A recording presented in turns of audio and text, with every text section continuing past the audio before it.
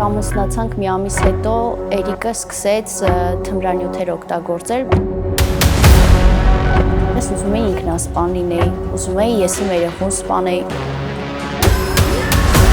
Ինչ թմրանյութեր էր օգտագործում։ Ես աշխարհում երևի տես ծանր թմրադեղ չի եղել, որ չուտեմ ու չօգտագործեմ։ Ես չէի օգտագործում, ես արդեն ուտում եմ։ Ես 12 տարի անեծքի մեջ եմ եղել, թաղված եմ եղել դժոխքի մեջ։ Ես շատ հանցագործություններ ունեի արած, էլի փառք Աստծո զարմանում։ Իսկ ինչ հանցագործություն։ Ռազբոյ մարդկանց վրա հարձակվել էի, Grand Theft ունեի, ավտոմեքենայի գողություն, terrorist strike, terrorist-ի հոդված էր։ Եղբայր, քեզ ի՞նչն էր ստիպում այդ հանցագործությունները անել։ Ինչի համար էր դա անում։ Թմրադեղերից կախվածություն ունեի։ Շատերը քո փոխարեն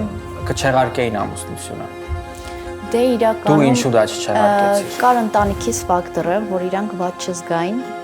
Կար ամոթի զգացում, որ հանկարծ չասեին ամուսնացած բաժանված։ Ուսես մի հատ չար ձայն ասում, արա կնկա պարոնել վրից է դուստել էստաս դերես անում։ Ժողովուրդ, դուք հայ առաքելական եկեղեցու հետևորդներ եք։ Մենք Հիսուսի հետևորդներն ենք։ Իմ մտքերի մեջ եղել է հա սենց մի բան, մի օր մեկը զանգելու, ասեմ մամատ մահացել է, ես էլ այնքան մամայիցս խռոված էի, ինձ պատրաստվում էի, հա դե մեռել է։ Մամաս իմ ձեռների մեջ մահացել է Մհեր ջան։ Էնենց ուժեղ եմ գոռացել, էնենց եմ Աստծուն խնդրել, որ ոնց որ հոգեդարձ լինի։ Մամաս մեռելի կոպիտ է հնչում, բայց մեռելիս դա չէ։ Ես գիտեմ, մամայիս մեջքը սենց ծուռ է մինչև հիմա, ինքը կնճռոտ է, սենց տառապյալ կին։ Okay. Ես իմ երեխային ընդհանրապես չեմ տեսել, 13 տարեկան տղա ունեմ, որի անունը Արթուր է, ես ու Լիլիթը իրան անհամբեր սպասում ենք։ Ուզում եմ իրան գրկեմ, ներողություն խնդրեմ, քանի որ ներկա պահին մեր վարչապետը Նիկոլ Փաշինյանն է։ Ես սիրում եմ, ուզեմ թե չուզեմ։ Արդյոք դու նման մտավախություն չունես, որ գնալով երբ քո բանակը մեծանում է, եթե քեզ կառավարել չի լինի, քեզ վերահսկել չի լինի, պիտի քեզ արանքից հանեն, ֆուկանեն։ Այո։ 24 ժամ մենք վերահսկվում ենք պետության կողմից, ԱԱՑ-ի կողմից։ Հաղորդման հովանավորներ Alliance Partners Insurance Agency, The Grigorian Law Firm իրավաբան Աննա Գրիգորյան, Venus Gifts խանութ սրահ, Velvet Rose by KK ծաղկի սրահ, Artin Beauty Aesthetics բժշկական կենտրոն, ALA Renovations, Emperador Law Firm, Implantum USA Dental Group Dr. Sarkis Papazian, Grand Reach Marketplace,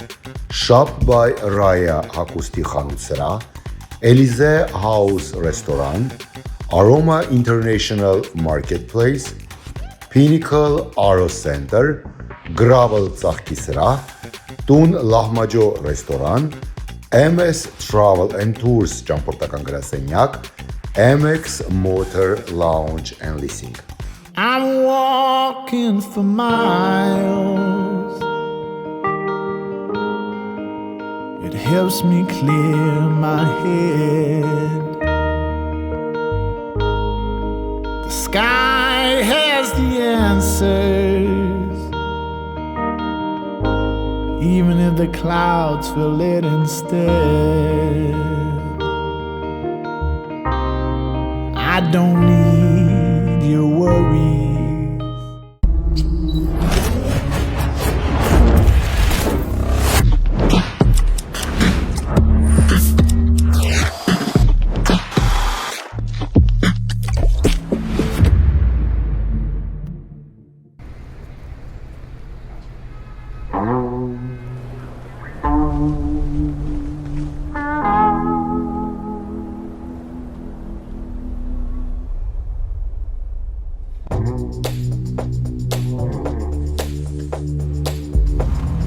MX Motors,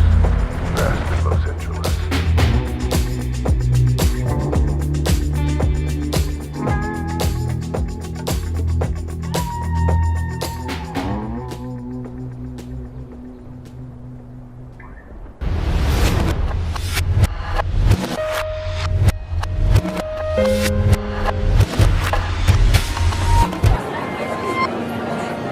The story you are about to hear is true. Ողջույն, դուք դիտում եք Տետատետի Երևանյան եթերաշրջանը։ Մենք շարունակում ենք աշխատել մեր սրտի մայրաքաղաքում ու չափազանց ուրախ ենք, մշտապես մեր տաղավարներում Երևանյան հյուրընկալել այն մարդկանց, ովքեր իսկապես քննարկվող են։ Այսօրվա մեր հյուրերը հայկական բլոգոսֆերայի եւ հայկական սոցիալական ցանցերի ամենաշատ հետևորդներ ունեցող մարդիկ են։ Այսօրվա իմ հյուրերը սիրող զույգեր են, ովքեր ձեր աչքի առաջ ամեն օր ներկայացնում են իրենց էմոցիաները, իրենց աշխատանքը եւ ամեն ինչ անում մաքսիմալ թափանցիկ։ Եվ այսպես իմ հյուրերն են Էրիկը, ով հայտնի է ձեզ Թութութու լավա անունով իր օգտահաշիվների եւ նրա կինը Լիլիթ Գրիգորյանը, ով եւս ունի մեծ թվով հետևորդներ։ Ընդհանուր առմամբ Լիլիթի հետևորդները համագումարով ստացվում են 1 միլիոնը, իսկ Էրիկը ուղղակի պայթեցնում է սոցկայքերը, հայտնի TikTok-ում ունենալով 1.8 միլիոն հետևորդ, իսկ Instagram-ում 1 միլիոն հետևորդ։ Համաձայնեք, որ սա թիվ է, որի հետ արդեն պետք է հաշվի նստել։ Լսենք նրանց պատմությունը։ Ողջույն։ Ողջույն մեր։ Շատ ուրախ եմ, որ եկել եք։ Ես ձեր մասին շատ բան չգիտեի, բայց գիտեմ, որ մարդիկ ձեզ սիրում են եւ գիտեմ, որ ինձ մոտ ամեն դեպքում առաջացնում եք դրական ու ջերմ էմոցիաներ, հատկապես ձեր զույգը, հատկապես երբ տեսնում եմ մեկը մյուսին սիրում եք ու լավ բան եք անում, որևէ մեկին ոչ խանգարում եք, ոչ քննադատում եք, ոչ խանգարում եք, նորից ասեցի, խանգարումը կարևոր է դեպը։ Մի խոսքով լավ բան եք անում ու ցանկացա, որ այս եթերաշրջանում անպայման ցույց տալ մեր ժամանակների հերոսներին։ Եվ դուք էլ լավ օրինակ եք։ Լավ եք ժողովուրդ։ Շատ լավ, փառք Աստծո, գերազանց։ Ուժեղ ընտիր։ Ես խնդրել եմ ձեզ Էրիկ ջան եւ Լիլիթ, որպեսզի այս ծրագրի ընթացքում դուք լինեք մաքսիմալ անկեղծ եւ պատմեք ձեր պատմությունը, դժվարություններով, անկումներով, սխալներով, հակառակը արդեն այդ սխալներից վեր կանգնել ու այսօրվա դրությամբ ինչ որ իմպերիա ստեղծել, որի շուրջ պատտվում են քննարկումներ, մեծ գումարներ, հարկեր, որոնք վճարում եք պետությանը եւ այլն։ Նախ ձեր ծանոթության պատմության մասին կցանկանա իմանալ։ Գիտեմ, որ ձեզ օգնել է նաև հենց համացանցը։ Ինչպես եք ծանոթացել։ Մենք ծանոթացել ենք իմ ամենաչսիրած սոցհարթակով, Facebook-ով, որը չեմ սիրում։ Ես էլ չեմ սիրում։ Ու Դե իմ թվերին է։ Լիլիթի հետ ծանոթանում ենք, շատ դուրս գալիս է, բայց լուրջ չեմ ընդունում այդ ամեն ինչը, քանի որ երկրի հեռավորությունը շատ մեծ է լինում։ Նշենք, որ այդ ժամանակ Լիլիթը բնակվելիս է լինում Գերմանիայում, իսկ ես այդ ժամանակ Ամերիկայից նոր գալիս եկել եմ մի քանի ամիս է Հայաստան։ Ու տենց Աստծո օրհնությամբ ամեն ինչ ստացվում է։ Նենց է լինում, որ Լիլիթի մայրիկի հետ եմ ծանոթանում, ու զարմանում եմ ոնց եմ ես իրանց ընտանիքին դուր գալի, ճիշտ է։ Սկզբից պապան դեմ էր ընդհանրապես, ես այն վաղ մի քիչ չաղանդուր էի։ Հիմա որ բոլորն էին դեմ։ Որ նայում էի, որ հիմա նայում եմ անցյալի նկարները, չափից շատ չաղ էի, ասում եմ լիլո ոնց էս իմ հետ փսակվե։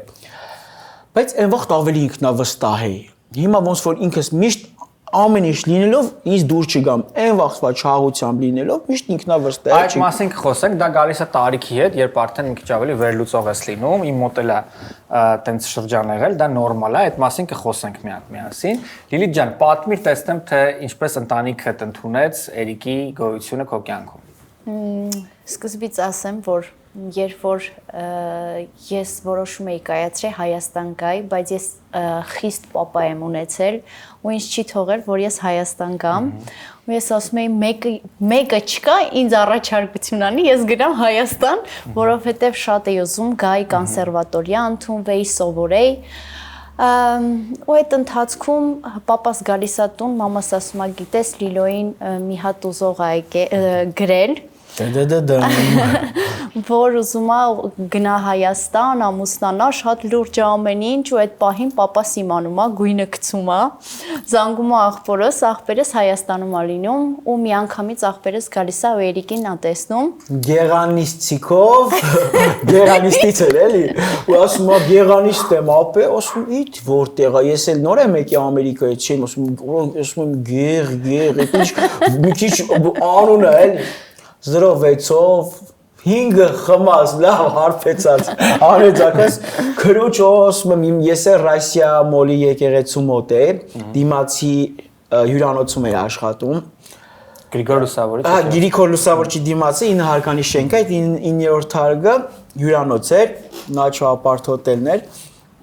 Հիմա ոնց որ չկա այդ 9-րդ հարկը որպես հյուրանոց։ Ու տենց իջնում եմ, աղբորը տենում եմ, sense մի անգամից պաչիկով բարև, բան, ես եմ միշտ կռիվներին դեմ եմ լինում, էլի, բայց զգում եմ, որ եկել է ջղայնացած, ասում եմ, «Էս եկեղեցին, էս էլ ես», ասում եմ, խոսք եմ տալի, որ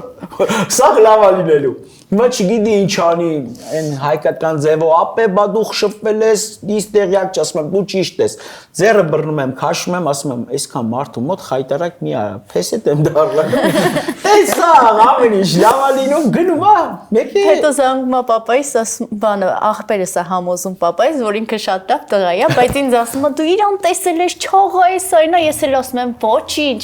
ես արդեն մտքումս Հայաստանում եմ արդեն, ասում եմ ոչինչ, ես չաղերի եմ սիրում, բայց հետո եկանք մի ամիս հետո ամուսնացանք։ Շոր չաղելնելը վատ բան չի։ Շատ անդուր չաղերի Կապ չունի, դա նորմալ է եւ յուրաքանչյուր մարդ տարբեր փուլում իր կյանքի տարբեր կառուցվածք ունեն, եկեք ֆիզիոլոգիային մարդկանց չկպնենք ամեն դեպքում։ Վերջո հայ ենք, չէ, չաղա, բոյովակի թե մեծ է, տենց է։ Բայց չաղա, բայց սիրում եմ։ Սիրում ես, ձեռս օդի մեջ մնաց։ Ոնց է Որ սիրում ես, խոստում, այսքան մարդկանց մոտ, երբ ես ինձ տղա պարգևելու։ Ամենացավոտ հարցը, ճեչիկա։ Երիկին փոխարեն բոլոր հարցերը տալիս։ Դա հետո։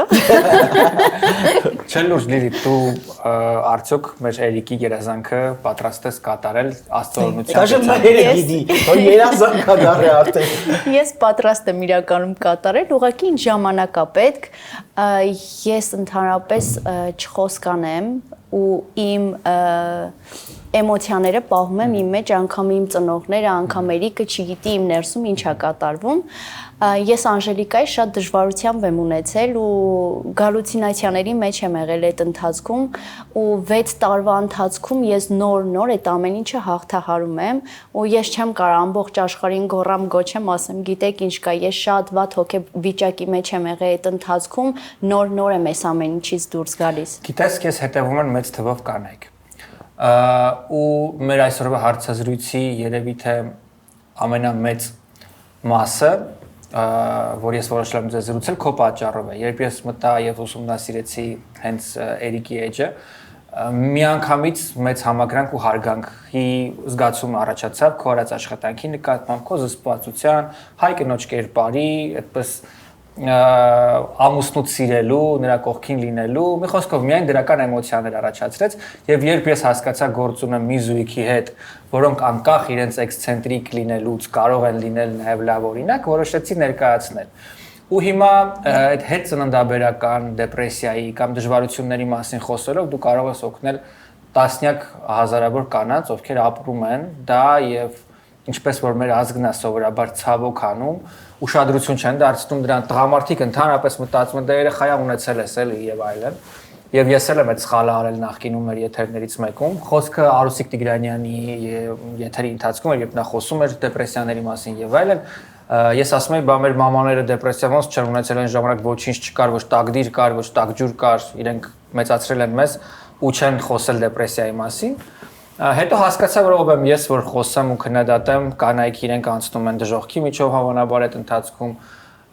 եւ եթե դու հիմա խոսես այդ մասին, կօգնես շատ ու շատ կանանց։ Ինչ հետ ծննդաբերական դեպրեսիա էր քեզ մոտ։ Իրականում, երբ որ ես այդ ընթացքն էր լինում, ես շատ վատ պատկերներ էի տեսնում, ոչ մեկ չկար իմ կողքին, ոչ մամաս, ոչ կիսուրս, ոչ մեկ չկային, ես էի ու Էրիկը։ Ու շատ անգամ բուժքույրը որ կողքս էր, ես գիտեի իմ մամաներ ու գալուցինացիաների մեջ էի։ Ծննդաբերելուց հետո հետ ծննդաբերական արդեն վիճակներն էր ու ես ուզում էի ինքնասպան լինեի, ուզում էի ես իմ երեխուն սպանեի, ես շատ վատ վիճակի մեջ էի ու այդ ընթացքում Էրիկն էլ էլի վատ բաների մեջ էր ու ես միշտ մեղադրում էի ինձ ու նաև ծնողներիս, որ ձեր պատճառով եղավ, որ ես եկա ամուսնացա, ես եթե չամուսնանայի, իմ ուզածի իմ ճանապարհով գնայի, Մորն ու հորը համոզելա գա, հիմա մի հատ Իրականում միշտ իմ ծնողներն են որոշել իմ փոխարեն, ես միշտ արել եմ, որ բոլորին լավ լինի, հետո ամուսնացա, Էրիկը որոշեց իմ փոխարեն, ու հիմա մի հատ փուլ է իմ կյանքում, որ ես ուզում եմ, որ ես ինքս ինչ-որ մի բան որոշեմ։ Ու երբ որ ինձ ասում են 4 կողմից երբ ես երեխա ունենալու, ես ոնց որ մտածեմ, էլի իմ փոխարեն ուզում եմ մարդը որոշում կայացնի։ Ուրեմն Աստծո օրհնությամբ եւ ձեր երկուսի համատեղ ցանկությամբ թող դա լինի, երբ ճիշտ ժամանակն է։ Բայց ամեն դեպքում դա սարսափելի ֆիլմ է հիշեցնում, երբ դու ուզում ես ինքդ քեզ սպանել կամ երեխայից սպանել։ Ըստ քեզ ինչու էր դա այդ մտքերը քեզ մոտ կպչուն գալիս եւ ոնց հաղթահարեցիր դա։ Երբ որ ամուսնացել էինք, ես ընդհանրապես չեմ պատկերացրել, որ Հայաստանում կլինի, որովհետև Եվրոպայում միշտ ասում էի Հայաստանից լավ տեղ չկա, Հայաստանում սենց բաներ չկա, ու որ ամուսնացանք մի ամիս հետո Էրիկը սկսեց թմրանյութեր օգտագործել, բայց ես դեռ չէի նկատում այդ ամեն ինչը, մինչ այն ժամանակ, երբ որ մի հատ ընկերուհի ունեի, ասեց Լիլ ոնց որ ծխում ա, Լիլ ոնց որ սենց բաներ ա անում ու հետո քիչ-քիչ բացահայտվեց ու ես զարմանում էի, ասում էի Հայաստանում կա սենց բաներ, իրականում ապշել էի ու դե բնականաբար հայ ենք, Հայաստանում ենք բնակվում ու չէի ուզի, որ պիտակավորեին ինձ, որ ես ամուսնացած բաժանված եմ, որ ես երեխա ունեմ ու բաժանվել եմ, մի քիչ ուրիշ ձև են, հիմա կարող ա ուրիշ ձև են նայում Բայց մի 6 տարի, 7 տարի առաջ, եթե ես որոշեի, որ ես բաժանվում եմ, ինձ կպիտակավորեին, ինձ կասեին դու ամուսնացած բաժանված ես, երեխա ունի, ով կուզի իրան եւ այլն։ Հետո ծնողներիս ֆակտորը կար, որ չէի ուզում, որ իմ պատճառով վատ զգային իրանց, աղբերս կար։ Ես միշտ մտածել եմ բոլորի մասին այդ ժամանակ, հա։ Ու հետո ասում էի լավ կլինի, լավ կլինի, լավ կլինի։ Բայց ես իրականում իմ հոգեվիճակը ահա որ վատ էր։ Դե ինչ մենք արդեն Հայաստանի Միացյալ Նահանգներից տեղափոխվելով Հայաստանի կլինիկայում ենք իմպլանտում եւ այս պահին գլխավոր ստոմատոլոգին Հայաստանի Հանրապետության, ով նաեւ բնականաբար իհարկե այս կլինիկայի հիմնադիրն է, Դավիթ Մաթևոսյան, պիտի անհանգստացնենք աշխատանքային ժամի։ Ողջույն բժիշկ, գիտեմ որ սպասում եք ինձ, շնորհակալություն որ ժամանակ եք գտել։ Բժիշկ, մեզ մի շարք հարցեր են հետաքրքրում, որովհետեւ գիտեմ որ շատերը արդեն տեղյակ են եւ հետեւում են մեր խորհրդին համատեղելու բուժումը, եթե ունեն իրենց պլաններում այց դեպի Հայաստան, սակայն այս հարցում շատ կարևոր դեր է նաև ֆինանսական հատվածը եւ շատերը վախենում են գներից եւ այլն, կմանրամասնեք թե ինչպիսին է ֆինանսական տրամաբանությունը։ Միանշանակ Հայաստանի կլինիկայում գները որոշակի ավելի ցածր են, քան Ամերիկայի կլինիկայում, ինքներդ էլ գիտեք, հաշվի առնելով Ամերիկայում ծախսերը եւ մնացած այլ բաներ, բայց քանի որ մենք ցանցային կլինիկա ենք եւ մի շարք դեպքերում մենք ունենում ենք հատուկ առաջարկներ հենց մեր ցանցի համար, մենք կարողանում ենք Ամերիկայի կլինիկայում կարևորագույն ծառայությունների համար մեր ազգաբնակչության համար առաջարկել շատ հարմար պայմաններ, օրինակ կարևորագույն ծառայություններից իմպլանտացիայի ծառայությունը մեր կլինիկայում, Ամերիկայի կլինիկայում բավական հասանելի արժեքով ենք մենք առաջարկում, մեկ իմպլանտը $990 $, որը որ իրականում շատ չլսված գինի է Միացյալ Նահանգներում։ Ժողովուրդ ասեմ, որ ես ինքս էլ բացի նրանից, որ համագործակցում ենք եւ տեղեկացնում ենք ձեզ իմպլանտումի գործունեության մասին, ինքս էլ օգտվում եմ հենց իմպլանտումի ծառայություններից, թե Միացյալ Նահանգներում եւ թե Երևանում երբ լինում են խնդիրներ, ասեմ, որ այս անգամ այդ խնդիրը որոշեցինք լուծել հենց Երևանում ու ամբողջ անձնակազմը աշխատում է պրոֆեսիոնալ, շատ դրական լիցքերով եւ որ ամենակարևորն է որևէ բանով չի տարբերվում Միացյալ Նահանգների կլինիկայի գործառույթներից, այնպես որ կոորդինատները ձեր էկրաններին են, եթե Միացյալ Նահանգներում եք Միացյալ Նահանգներում, եթե Հայաստանում եք Հայաստանում, կարող եք օգտվել իմպլանտումից։ ALA Renovations, հիշեք այս անվանումը հեռախոսի համարն ու հասցեն, որ տեսնում եք այժմ ձեր էկրաններին։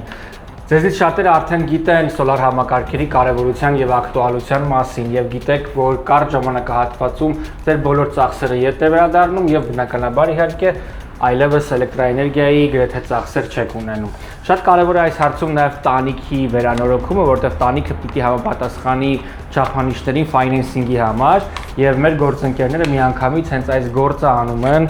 Իմ ձեռքին տեսնում եք օրինակներ, թե որոնք կարող են լինել, բայց նաև այստեղ առաջարկվող լայն տեսականին ձեզ կօգնի այդ հարցում եւս։ Այստեղ տեսնում եք այն պանելները, որոնք սովորաբար տեղադրում են հենց տանիքներին եւ մեր գործընկերները պատրաստ են շատ մանրամասն ձեզ բացատրել, թե ինչու է պետք հենց այդ համակարգերից օգտվել։ Իսկ ես նշեմ, որ Կալիֆոռնիայում, երբ մարդիկ փոխում էին փաստորեն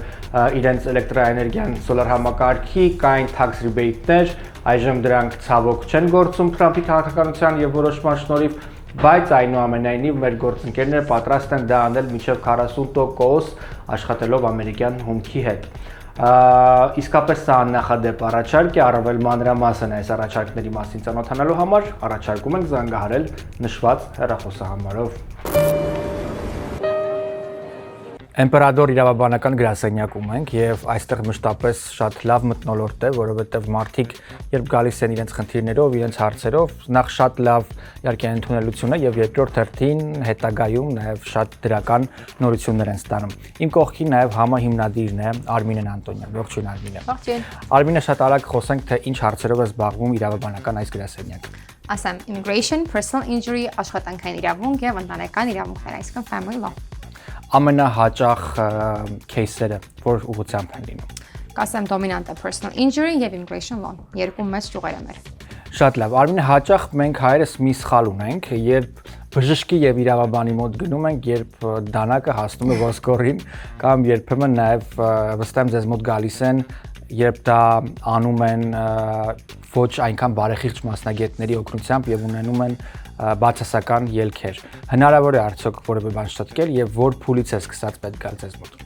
Իհարկե կախված գործից փորձում ենք ամեն ինչը շտկել, immigration-ում ավելի դժվար է բաներ շտկելը, personal injury-ում հիմնական գործը գումարի հետ կապված է, այսինքն շտկումը ֆինանսի հետ է կապված, իսկ ինչպես ասում են, եթե հարցը գումարով կարող է շտկել, դա այդքան էլ խնդիր չի, դրա համար երևի դրան չանդրադառնանք, բայց immigration-ը իհարկե շատ հաճելի է, երբ որ ամենասկզբում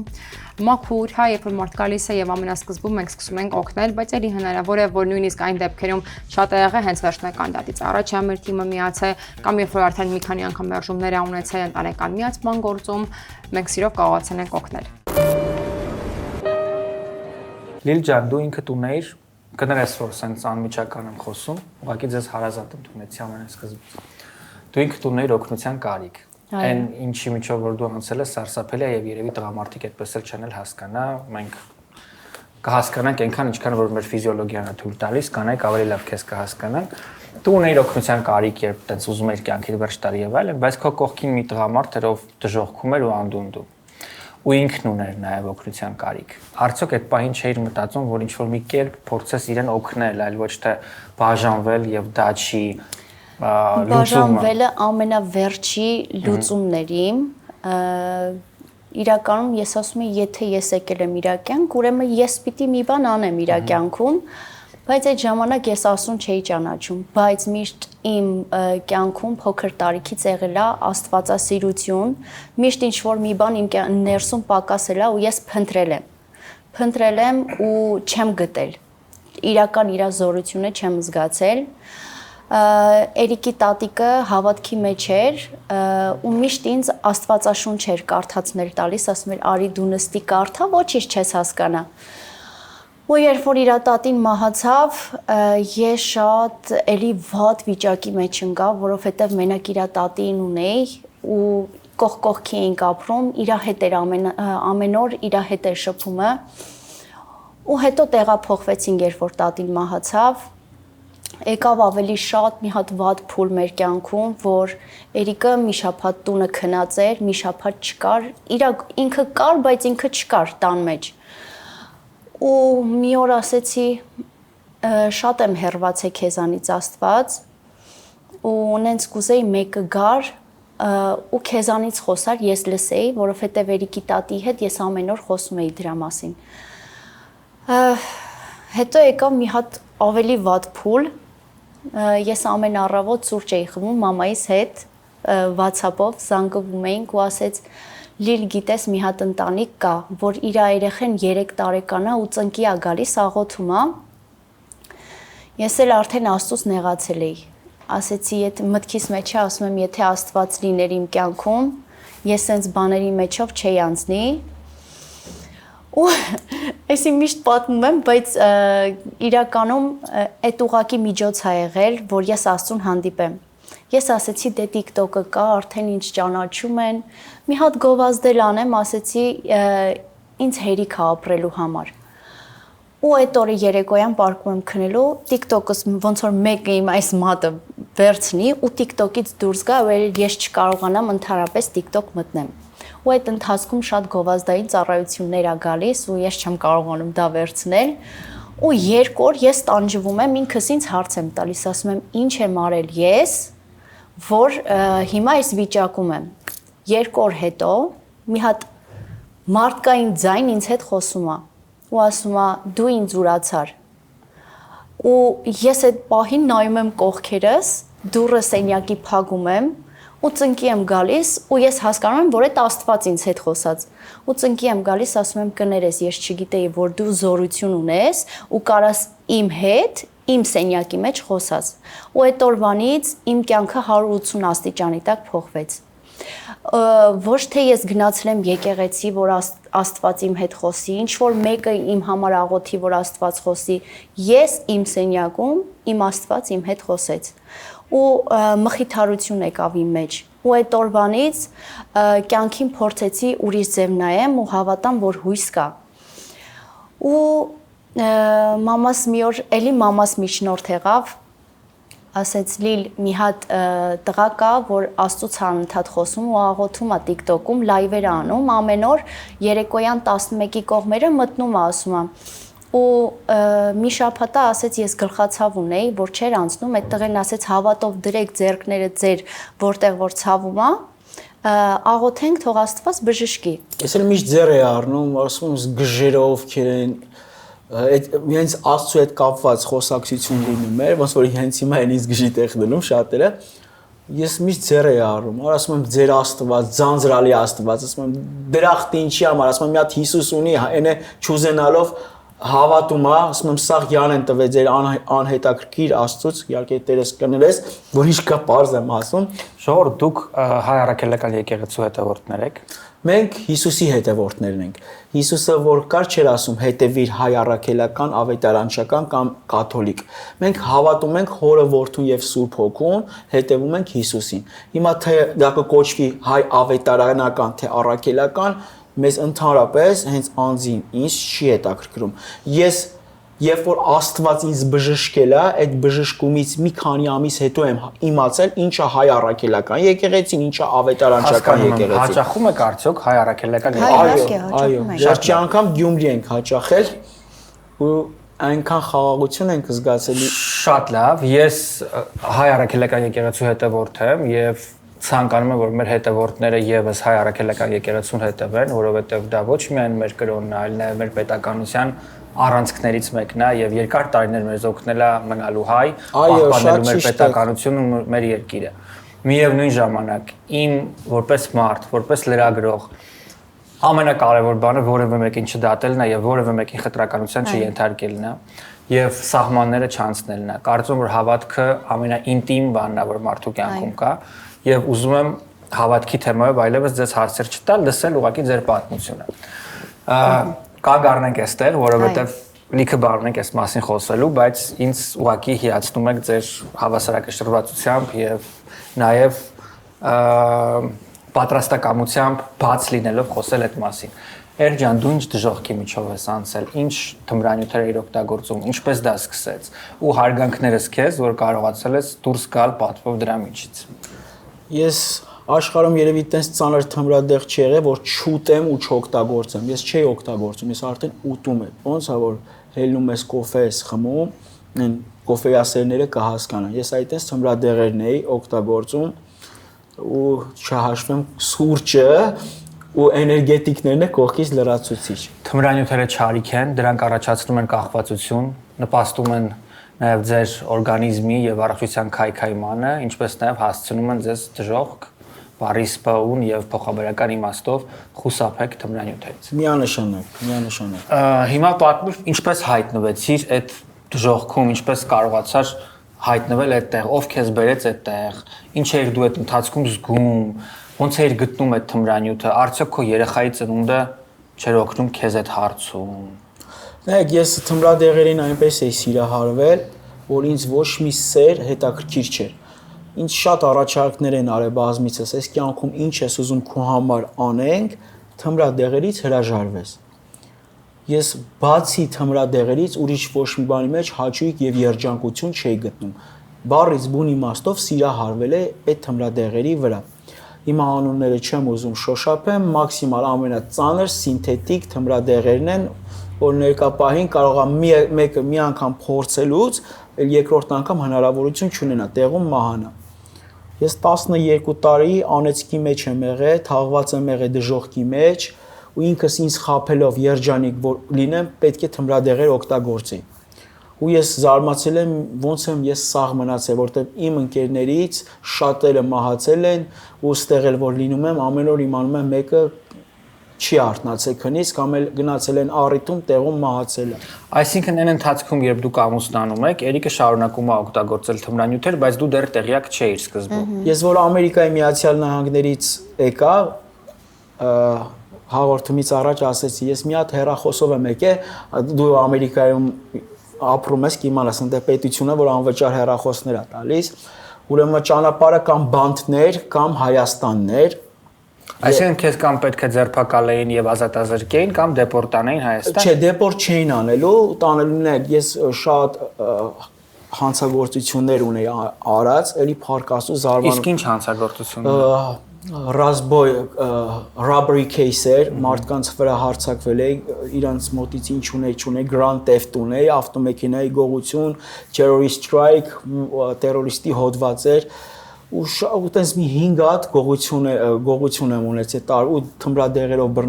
բռնվածություն։ Եվ քանի տարեկանում դա։ Դա 2011 թվից։ Այսինքն քանի տարեկան էր։ 20 տարեկանից սկսած։ Ու ամեն անգամ բանտ մտնելուց միշտ ասում եմ, վերջ ես դառնալու եմ Աստծո հետևող, այնտեղ ինձ ճնշումներ կար, որ ուզում էի միշտ մաքուր ապրել, բայց հենց բանտից դուրս էի գալիս, այնտեղ պատզալոգ էին անում, bail-out էին անում, դուրս էի գալիս, կամ ուղարկում էին rehab, ամեն անգամ մի ձև սենց ասեմ պլստացել եմ 15 Ցեն կամ ուղարկում էին վերականգնողական կենտրոն, որտեղ վճարովի կամ եթե ունես պետական ապահովագրություն պետությունը քեզ ուղարկում է որպեսզի մաքրվես, բայց քչերն են այդտեղ կարողանում այնտեղ գնում էիր ավելի շատ էիր անում, անաբանք պետականը, հենց ներսում ոնց որ մի հատ խումբ ստեղծած լինեին ու պետության փողեր էին լվանում, մարդկանց էլ դեղ էին տալիս, բայց ես չէի կարողանում, արդեն ես այնքան էի թմրադեղեր օգտագործել, որ ես իրական տեսիլքներ էի տենում։ Շատ մարդիկ մտածում էին ես գժվել եմ, բայց ես գիտեի, որ չեմ գժվել, ահա որ իրական տեսիլքներ էի տենում, ոչ թե դի գալությունյաչաներ, դի մտնում էի մի հատ ուրիշ աշխարհ, որ դա անբացատրելի է, մարդկային մտքերով կարաս ասես դու գժվել ես, բայց դի գժվելու չէր։ Ու ես երբ որ օգտագործում էի, այդ տեսիլքներն էի տենում, հելում էի, ինձ նենց արեցին, այդտեղից վտարեցին ու probation officer-ս կանչում էր, չէի գնում, վախենում էի, որտեվ գիտեի, եթե robbery case-ի ասում են պետք է գնաս rehab, ու rehab-ից փախնես, չարություն անես, այդ 15 տարվա սրոկը դառնալու է 30 տարի, կամ պետք է մի տարի մնաս rehab-ում խելոք, աչդ քաշած ապրես, կամ այդ սրոկը կրկնապատկվում էր։ Եղբայր, քեզ ի՞նչն էր ստիպում այդ հանցագործությունները անել։ Ինչի համար էր դա անում։ Ինչի համար էի անում, որովհետև թմրադեղերից կախվածություն ունեի, երբ որ թմրադեղերն էի օգտագործում, չէի կարող նորմալ մարդկային մտածելակերպով։ Միշտ չարություն էի ուզում անել, կամ գողություն էի ուզում անել, կամ կազինո, այդ երկու բանի համար առաջի բանն էր կյանքի։ Պետք է կամ գողություն անել, կամ ինչ-որ մի հատ վատ բան անել ու գնել կազինո։ Ոնց որ այդ բանի տակ է մտել։ Այստեղ գործ ունենք երկու ծայրահեղված հոգեվիճակում գտնվող մարդկանց հետ, ովքեր մթում են, անդունդում են ու շատ մեր ջան մի բան էլ ասեմ, երևի տեղյակ չես, որ ես Ամերիկայում ամուսնացած եմ եղել, բաժանված եմ։ Հիմա այդ դրա մասին էլ կխոսենք, ուզում եմ ճիշտ հերթականությամբ ու ուզում եմ օգնենք մարդկանց, ովքեր այս խնդրի մեջ են կամ ովքեր հնարավոր է հետագայում թույլ լինեն եւ հայտնվեն այս խնդրի մեջ հասկանան այս ամբողջ խնդրի ողջ ողբերգությունը, ողջ իրական գույներով հասկրան, որ կյանքը հիմա երբ դուք առողջ եք, այնքան գեղեցիկ է ու այնքան լիարժեք է, որ ձեզ որևէ խթանիչ, որևէ բան պետք չի դա դժոխք դարձնելու համար։ Լիլիթ ջան, դու երբ հասկացար, որ քո կողակիցում դու ընտրել ես դեմ գնալով նաև ինչ-որ կերպով ընտանիքիդ համոզելով իրենց եւ այլն, ունի կախվածություն թմրանյութերից։ Այդ օրը երբ էր, երբ դու դա բացահայտեցիր քեզ համար։ Մի 3 ամիս առաջ ամուսնությունից բացահայտեցի, բայց այդքան ծայրահեղ չէր։ Բայց ո՞նց եղավ այդ պահը, որ բացահայտեցի։ Մի հատ ընկեր ուներ, մեր տուն էր եկել, այդ ընկերն էլ իմ ընկերու հետ էր շփվում ու իրանք նստած էին խոհանոցում, մենք հյուրասենյակում ու ասեց Լիլ հոտ է գալիս, ինչ որ մի բան են անում ու ես այդ օրվանից հասկացա, որ իրանք այդ ամեն ինչը օգտագործում են ու արդեն սկսեցի հետևողական լինել։ Ու ես սրտացավ լինելով փորձում էի հետևողական լինեի կանխեի, բայց ավելի էի խորացնում այդ ամեն ինչը, ավելի էր ինքը փախնում, ավելի էր ձգտում դուրս գնալ, ու որ շատ էր խորանում, ինքը էր տուն չէր գալիս, որովհետև գիտեր ես խոսալու եմ, ես չեմ ուզենալու, որ ինքը այդ ամեն ինչը անի։ Արդեն տեղափոխվել էինք, շատ ծայրահեղ էր դարձել վիճակը, ես արդեն ասում էի, դե լավ, թող իմանան ամուսնացած եմ, շատ են իմանում ես երջանիկ եմ, թե երջանիկ չեմ, կարևորը ամուսնացած եմ։ 3 ամիս առաջ արդեն իմացել էիր։ Շատերը քո փոխարեն կչեղարկեին ամուսնությունը։ Դե իրականում Դու ինչու դա չչեղարկեցիր։ Կար ընտանիքիս ֆակտորը, որ իրանք ված չզգային, կար ամոթի զգացում, որ հանկարծ չասեին ամուսնացած բաժանված, կար այն ֆակտորը, որ եթե ես բաժանված լինեմ, ով պիտի նայի իմ վրա, կամ եթե ես երեխա ունեմ, ով պիտի նայի իմ վրա, չնայած նրան, որ այնքան կյանքից հիասթափված էի, որ երբեք ու երբեք չէի մտածի, որ ինչ-որ մեկի հետ երկրորդ անգամ կյանք ապեմ եւ այլն, հետո եկավ մի պահ, կանգ առանք այնտեղ, որ Աստված իմ հետ խոսեց եւ այլն, այդ տղան աղոթում էր ու անընդհատ հոգեվոր սնունդի կարիք էի զգում։ Մենք հաց ենք ուտում, չէ, կշտանում ենք, մեր հոգին էլ սնուցման կարիք ունի ու այդ հոգեվոր կարիքը անընդհատ մենք զգում ենք։ Ու ես սկսեցի այդ տղային լսել։ Ամեն երեկոյան ուշ ժամի մտնում էր, լսում էի։ Ու մի օր եկավ մի պահ, որ պատերազմական վիճակ էր, քառորյա պատերազմից հետո էլի կրակոցներ եղան, ու ես հայտարարություն արեցի TikTok-ում, որ ես գնալու եմ օպերա, եկեք բոլորով ազգովի հավաքվենք, աղոթենք մեր երկրի համար, թող Աստված մեր ձայնը լսի, բայց ես դեռ գիտություն, իմաստություն չունեի հոգևոր կյանքից, ոչ մի բան։ Ընդհանրապես Աստվածաշունչը կարդացել էի, բայց այդ գիտությունը չկար դեռ իմ մեջ։ Հետո հայտարարություն եմ անում, ասում եմ, բայց ես աղոթել չգիտեմ։ Մենակ հայրմերը գիտեմ, ոնց պետք է աղոթեմ։ Ու որոշեցի այդ տղային գրել, ասեցի մենք բոլորով հավաքվում ենք օպերա, որ խնդրեմ որպես առաջնորդ կարող եք գալ աղոթել մեր երկրի համար միաբանվենք։ Ասեց խնդիր չկա, բայց ես չգիտեի, որ այդ տղեն ծածուկ իր անկյունում աղոթում է Էրիկի համար։ Ու միշտ բոլորին ասելա, որ Էրիկը փոխվելու է, ապաշխարելու է ու շատ հավատացյալներ թերահավատորեն էին այդ ամեն ինչին մոտիկացել ու ասում էին, ով են թութու լավան, ენი այնքան պղծության մեջ է, որ ինքը կյանքում չի ապաշխարի։ Ու ես չիմանալով այդ տղեն գալիս է օպերա, բայց մինչ այդ շատ դժվարությունով եմ հասել օպերա, ինչի որովհետև Էրիկը բոլոր գումարները տնից վերցրել էր ու ես բացում եմ իմ պորտմանը, տենում եմ գումար չկա, ես միշտ տաքսիներով եմ գնացել եկել A-կետից B-կետ ու իմ մտքի ծայրով չի անցել, որ մետրո կա կողքս, կարամ 100 դրամ հայթայթեմ ու մետրոյով գնամ օպերա։ Բայց կա հայթայթեր է, 100 դրամն էլ չի եղել։ Հենց այդ է։ Ու այսպես եղանակ է ինքը գնացել։ Ու սենց վատ ցուրտ եղանակ, գիշերվա ժամը 8-ն է, Անժելիկայից իր փոքր սամակատն ենք վերցրել, դրել եմ ու քշելով Սասունցի Դավիթից գնացել ենք օպերա։ Ու լացս գալիս է, ասում եմ, բայց խոսք եմ տվել, էլի, չեմ կարա չգնամ, ես այդ առումով, եթե մի բան խոսք եմ տալիս, պետքա կատարեմ, եթե չէ այնքան վատ եմ ինձ զգում, պատասխանատու եմ։ հասնում եմ օպերա, տենամ այն մարդիկ, ովքեր գրել են Լիլի ջան, մենք գալու ենք միաբանվենք, աղոթենք մեր երկրի համար, ոչ մեկ չկա։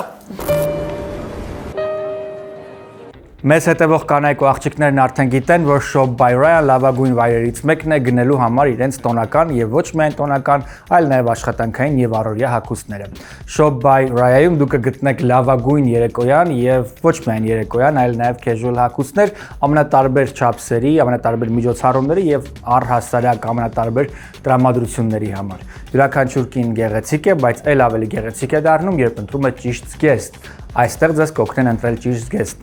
Այցելելով Instagram-յան այս էջը կգտնեք նաև on-line տարբերակներ, թե ինչպես կարելի է գնումներ կատարել։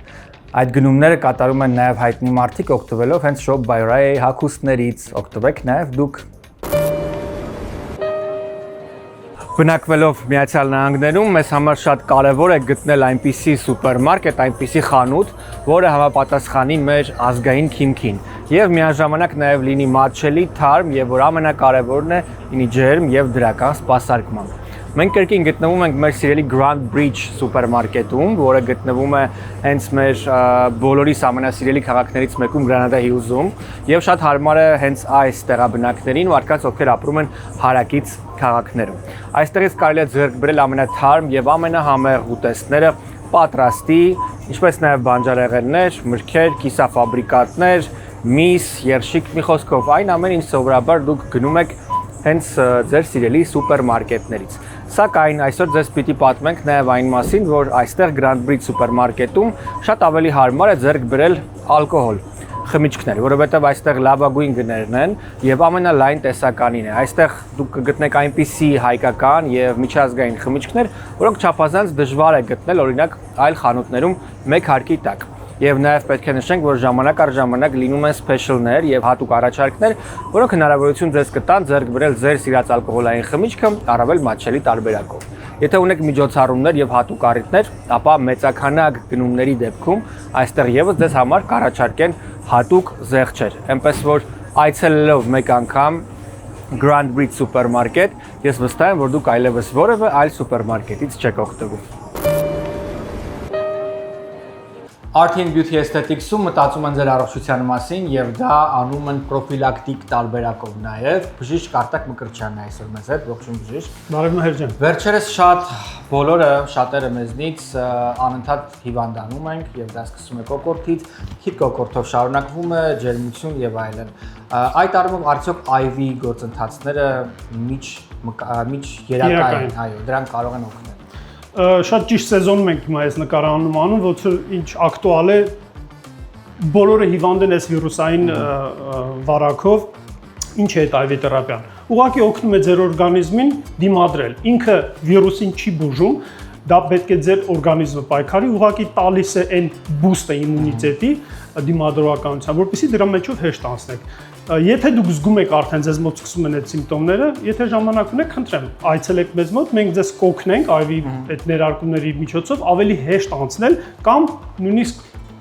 առնել դրա դեմը, որ նույնիսկ չվարակվեք։ Բացի այդ վիտամինների կոմպլեքսից, լյարդի դետոքսիֆիկացիայից, այս վերջերս շատ պոպուլյար է նաև NAD+-ը, դա օրգանիզմի ամենամեծ էներգետիկ մոլեկուլն է։ Ես ունեմ արդեն անթիվ հաճախորդներ, որոնք որ ուղղակի շատ հաճախ գալիս են մեր մոտ, որտեղ իրենց ուղեղի պարզ աշխատականությունը, իրենց ֆիզիկապես եւ այլ production-ը շատ ահավոր բարձրանում է դրանից։ Խնդրում եմ վերցեք մեզ մոտ ժամադրություն, կոնսուլտացիա կանենք եւ ամենակարևորը անհատական է այդ մոտեցումը, մենք որոշում ենք ձեզ ինչ կարիք կա, դա ձեզ արվում է։ Ես հավելեմ նաեւ, որ դա անմիջապես անդրադառնում է նաեւ ձեր արտաքին տեսքի, մաշկի առողջության, փայլի եւ ընդհանուր առմամբ ձեր կենսախնդության վրա, այնպես որ անպայման այցելեք եւ այս IV գործընթացները հաստատ ձեզ համար են։ Օրեր առաջ Velvet Rose ծաղկի սրահը իր հյուրընկալ դռներն է բացել Granada Hills-ում եւ հարակից քաղաքներում բնակվող մեր հայրենակիցների համար։ Այստեղ դուք կարող եք գտնել ֆանտաստիկ դիզայներական լուծումներով գեղեցիկ ծաղկեձևավորումներ եւ ոչ միայն ծաղկեձևավորումներ, այլ նաեւ գեղեցիկ բույսեր եւ միաժամանակ իհարկե կարող եք ձեր սիրելիի տոնը եւ ոչ միայն տոնը դարձնել հիշարժան ու գեղեցիկ։ Այն ծաղկեձևավորումները, որոնք առաջարկվում են այստեղ, կփոխանցեն տոնի կամ սովորական օրվա ամենադրական լիցքերը ձեր սիրելիներին, ընկերներին ու գործընկերներին։ Առհասարակ ծաղիկները պետք չէ նվիրել միայն տոների կապակցությամբ։ Յուրաքանչյուր օր կարելի է դարձնել ֆանտաստիկ տոն հենց Velvet Rose-ի ծաղկեձևավորումներով եւ ծաղկեփնջերով։ Այստեղ ամենակարևորը ոչ միայն դիզայնն է եւ դիզայներական լուծումը,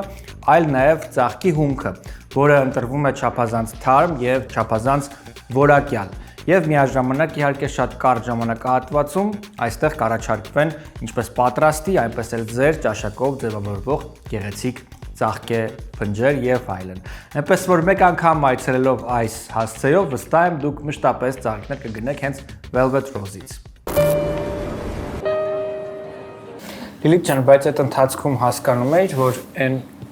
եկեղեցին, որի մասին որ դուք խոսում եք, հավանաբար դա հայ առաքելական եկեղեցին չի, եւ ըստ հայ առաքելական եկեղեցու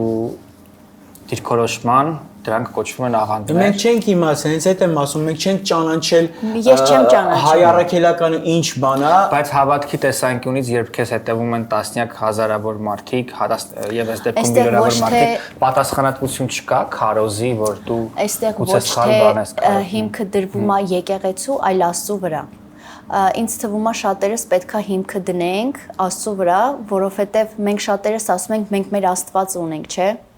Բայց մենք մեր Աստծուն արդյոք մի օր մի ժամ տրամադրում ենք։ Ինձ կոնկրետ Աստված հանդիպել է իմ սենյակում։ Եվ դա որևէ կերպով հերքում է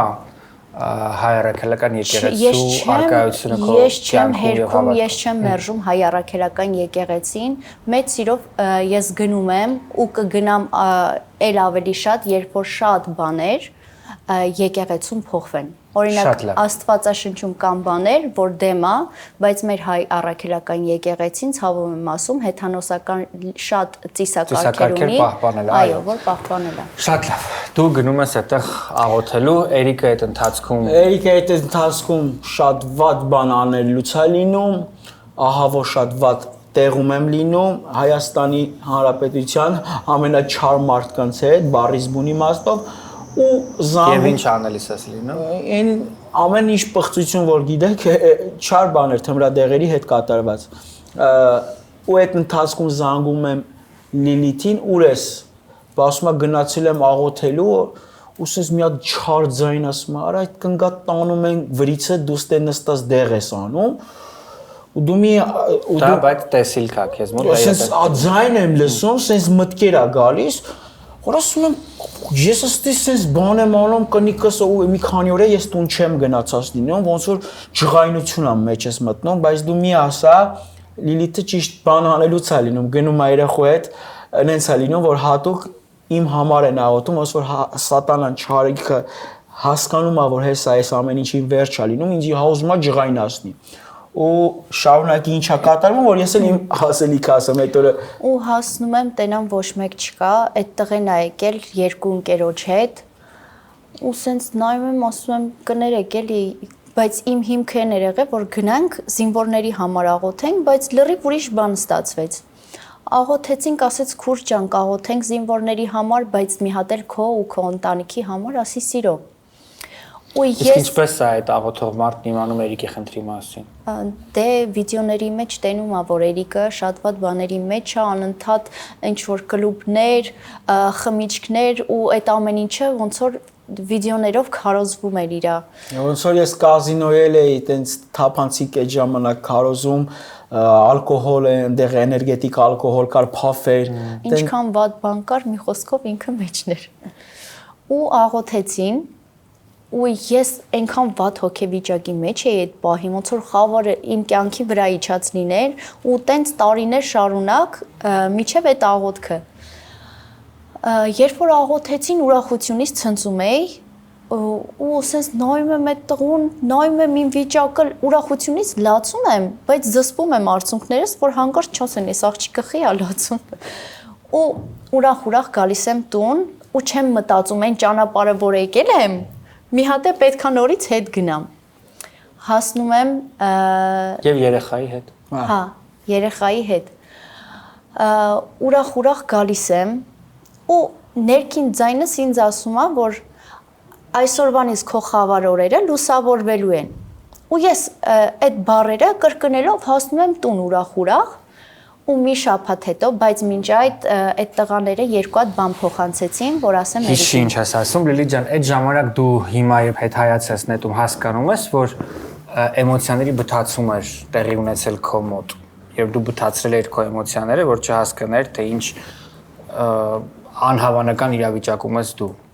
Կար նման բան, թե դու հասկանում ես իրականությունը, չէ։ Այդ ամբողջ ընթացքում, երբ քո ամուսինը գումարները վերցրել էր, փախել էր, դու մնացել ես երեխայի հետ, դու այդ ժամանակ բթացրել ես քո էմոցիաները կամ բթացել էին քո էմոցիաները, որպեսզի, չգիտեմ, վերապրեիր իրականությունը պաշտպանական առումով, թե ուղղակի գիտակցաբար դեռ մնում էիր այդ մթում։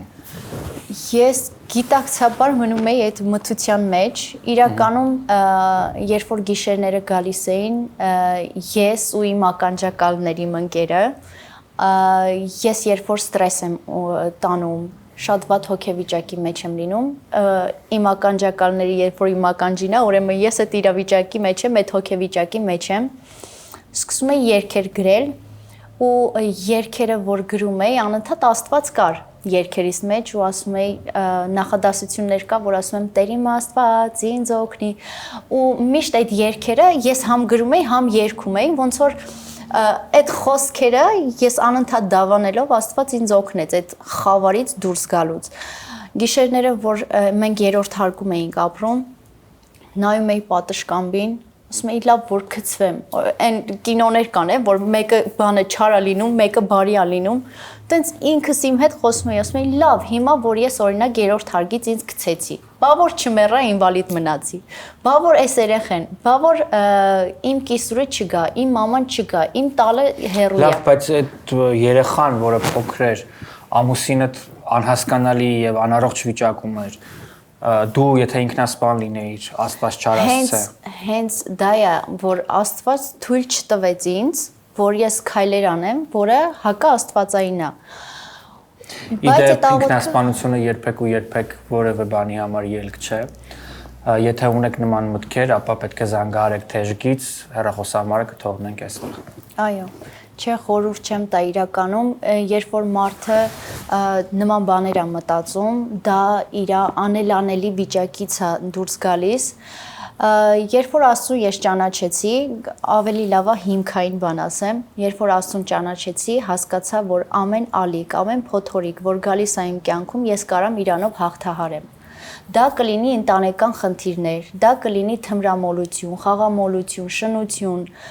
Աստվածաշունչը կյանքի գիրք է, որ Աստված մեզ քարտեզ է, էլի։ Ինքը քարտեզն է, բալանին է ճշմարտության, ամեն ինչ է ինքը գրված է, թե սիրո հետ կապված, թե ճիշտ ապրելու, թե բիզնեսի։ Եկեք Աստվածաշնչի մասին չխոսենք, որովհետև ամենատարբեր եկեղեցիներ կարող են տարբեր կերպով նույն եկեղեցու գիրքն է մեկնաբանել եւ վերցանել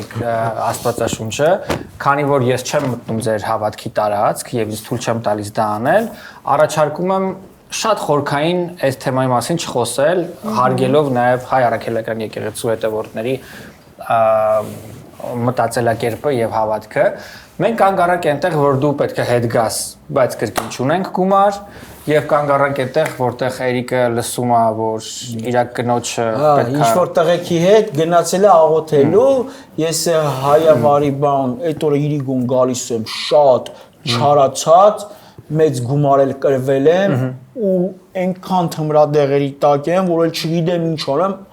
այն ամենաչար վիճակում եմ եկել ու տենց Լիլիթին ուր ես,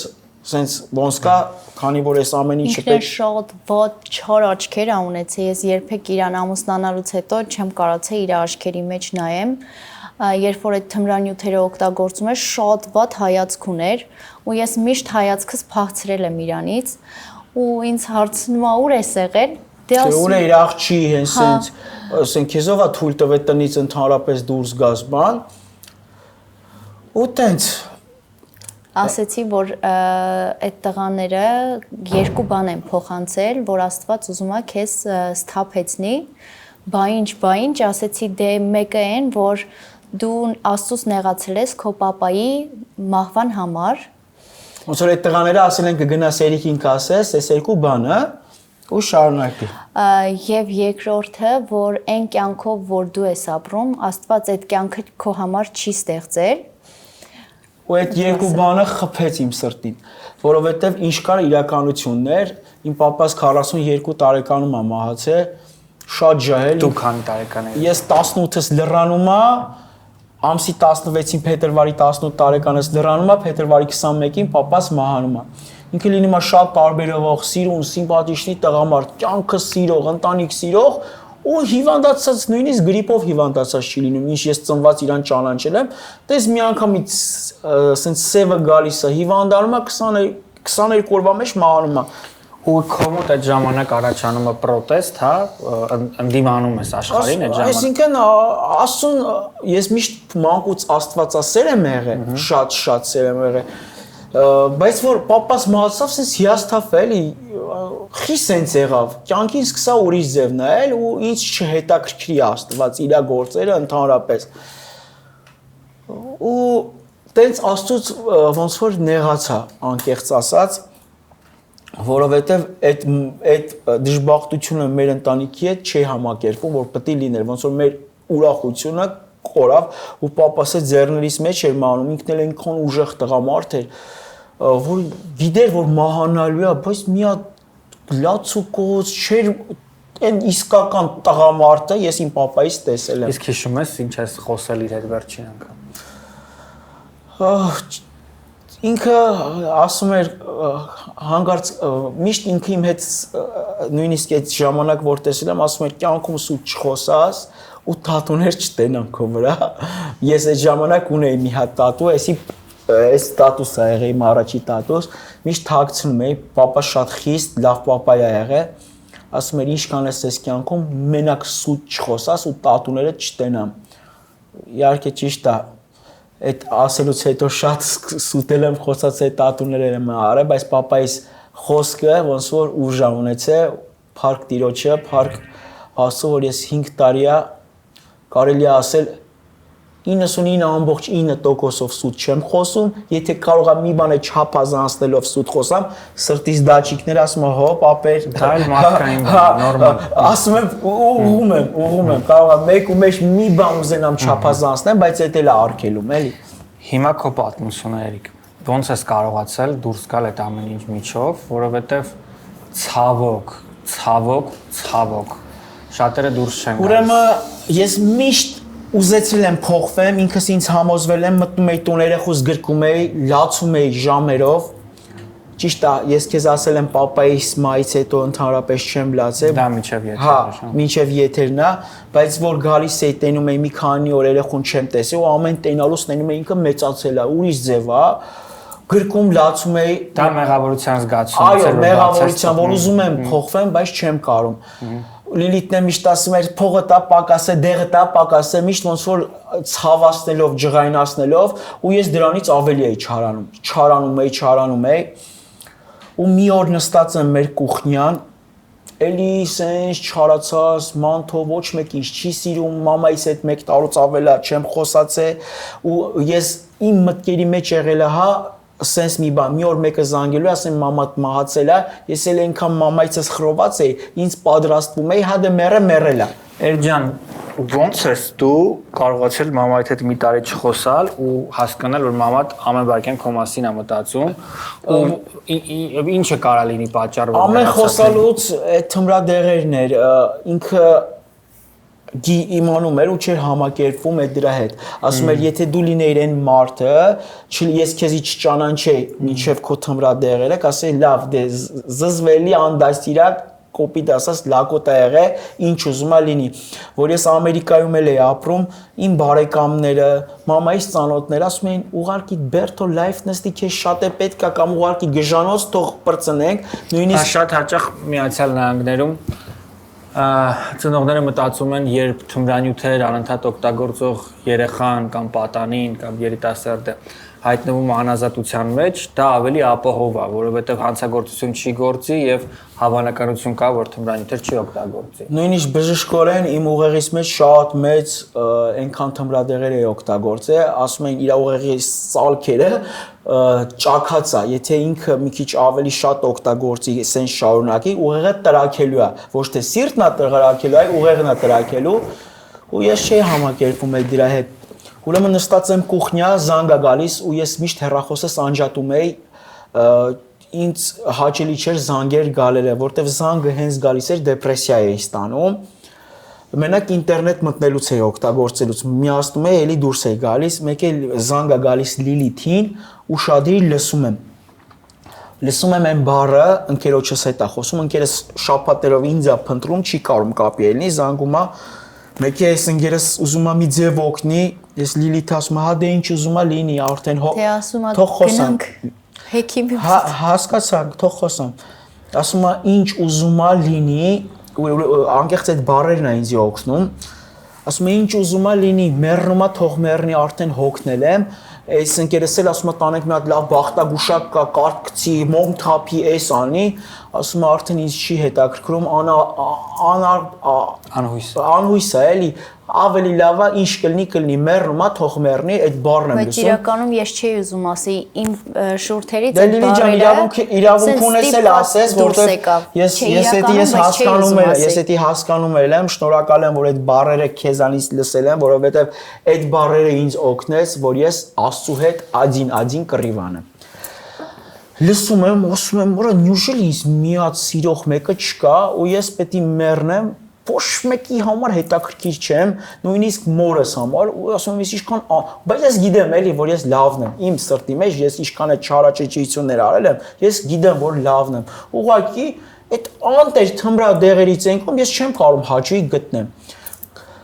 Ու սենց նստում եմ դիրքս տեղափոխում եմ, նայում եմ երկինք, սկսում եմ Աստծու հետ բարձր կռիվ անել, շատ։ Եթե դու կաս, ուր ես բա, ասում եմ գոնե ես ալկաշ լինեի, նարկոման չլինեի, ասենք պետք է նստեմ մի հատ թմրադեղերի մասին մտածեմ, մի հատ եմ պետք է գումար հայթայթեմ խաղալու, որովհետև եթե ես այդ երկու բանը չանեի, չէի կարող։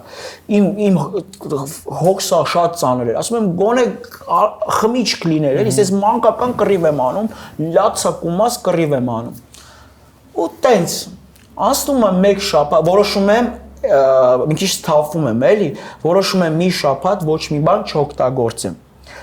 Այդ Աստծու հետ կռիվից հետո մեկ էլ գումար եմ հայթայթում, չնայած փառք Աստծու միշտ էլ գումարի կարիք չենք ունեցել, շատ վատ օրեր ենք ունեցել, եղել է, բայց միշտ մեր սառնարանը լիքն է եղել ու կարեցել եմ այդ ապահովեմ, թե լավ ծնողներ ունենալով ֆինանսը միշտ հրաշքով եղել է, ինչքան եմ մինչև վերջ տարեց ծախսել եմ, կրվել եմ, բայց ուտելու փող մենք ունեցել ենք, հիմա գալիս է մի բան, որ խալաջելնիկը պոլնի ուտելիքը լցնում եմ, ես տենց տղամարդ եմ, ասում եմ գոնե կորեմ է մի 5-ից 6 օր, գոնե տուն ուտելու բան լինի, չասեն այն մահանով ընտանիքը սոված երեխա չունի դու գնում ես, էդի միշտ ինձ խափելով հույս եմ տվել, հիմա սաղ առել եմ $200 գումար է մնացել մոտս, այսօրվա պես հիշում եմ, իմ մի հատ անկյուն ունեի, չարաճճիության անկյունը, այդ սենյակը նստած եմ, ասում եմ, ահա մտքերը գալիս է, նայեք, ես երբ որ թմրադեղերը որոշում եմ ինքս իմ կամքով թարգեի, ոտքիս վրա մի հատ շատ մեծ կապույտ, երևի դրան տրոմբ են ասում, որ չէի օգտագործում, խփում էր ոտից ցավը, ոտից սրտի, սրտից է գլուխ, ու ես նռում էի, բարձը գրկում էի, լացելով չէի կարող այդ ցավից ազատվել։ Հիմա ես մի շաբաթ հազիվ ձգել եմ, ասում եմ դե խալաջենիկը պոլնիա, Լիլիթի հետ է սաղ գործել ես, լավացել եմ, ժամանակն է պետք է թռնեմ։ Նայում եմ $200 ունեմ ու սկսում եմ արդեն գծագիր անեմ, ոնց տնից փախնեմ։ Մինչև այդ ամեն ինչը ուզում եմ կազմակերպեմ, TikTok թերթելուց տեսնում եմ, էլի նայեք, հավատքի թեման չեմ կարա չխոսամ, որովհետև ասում ես հարգելով, բայց եթե իրականությունն եք ուզում լսեք, ես չեմ կարա կամ պետք է լռեմ, կամ պետք է ասեմ այն ինչ որ կա։ Սենց TikTok հարթակով թերթում եմ, տենում եմ Հիսուսից են խոսում, ասի դե զզվսիկ թողիկ դուք էլ ձեր Հիսուսն էլ, ոնց որ մեկը մատս բրտեր հեչ, այդ լայֆը մտա,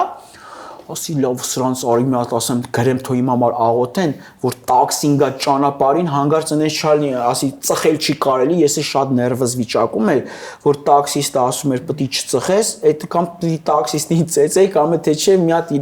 լուրջ բան էր լինելու, ասի այն ինչ որ ես ուզում եմ կազմակերպեմ հանգիստ լինի, որտեղ ձեռներս դողում էր, սկսան աղոթել։ Իրանք էլ զարմացան, թուլավան ուզում է իր համար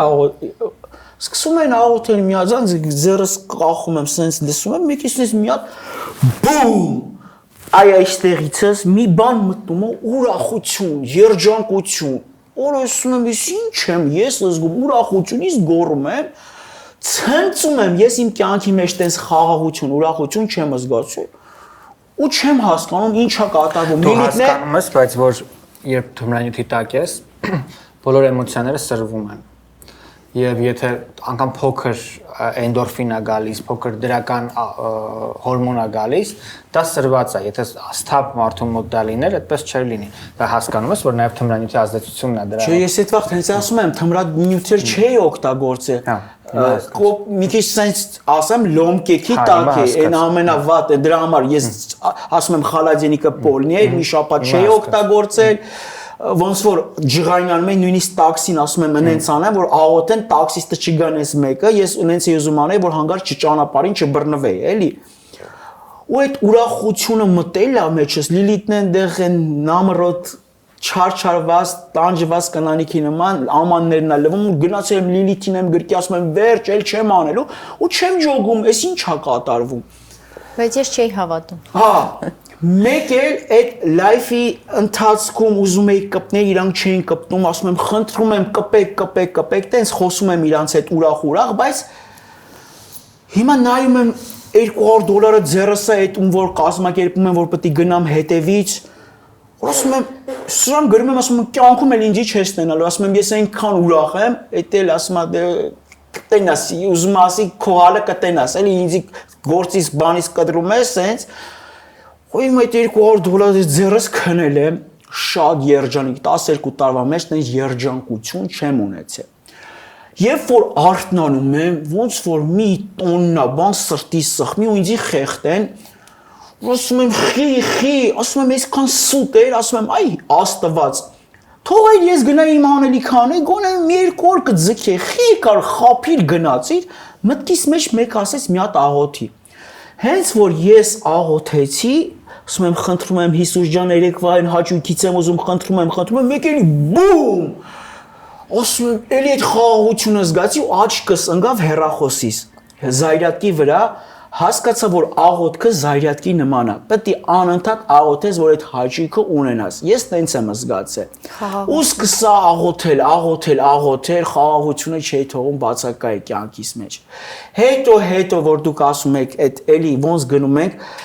ես երբ որ հաճախեցի մեր եկեղեցին, որտեղ հաճախել եմ, եկել եմ կողքից գալիս են գիտես, ասում եմ Շողուր ջան, ես ոչ հասկանում եմ որն է հայ առաքելականը, ոչ հասկանում եմ որն է ավետարանչականը։ Ես գիտեմ մի հատ հասկանում, որովհետև չունես այդ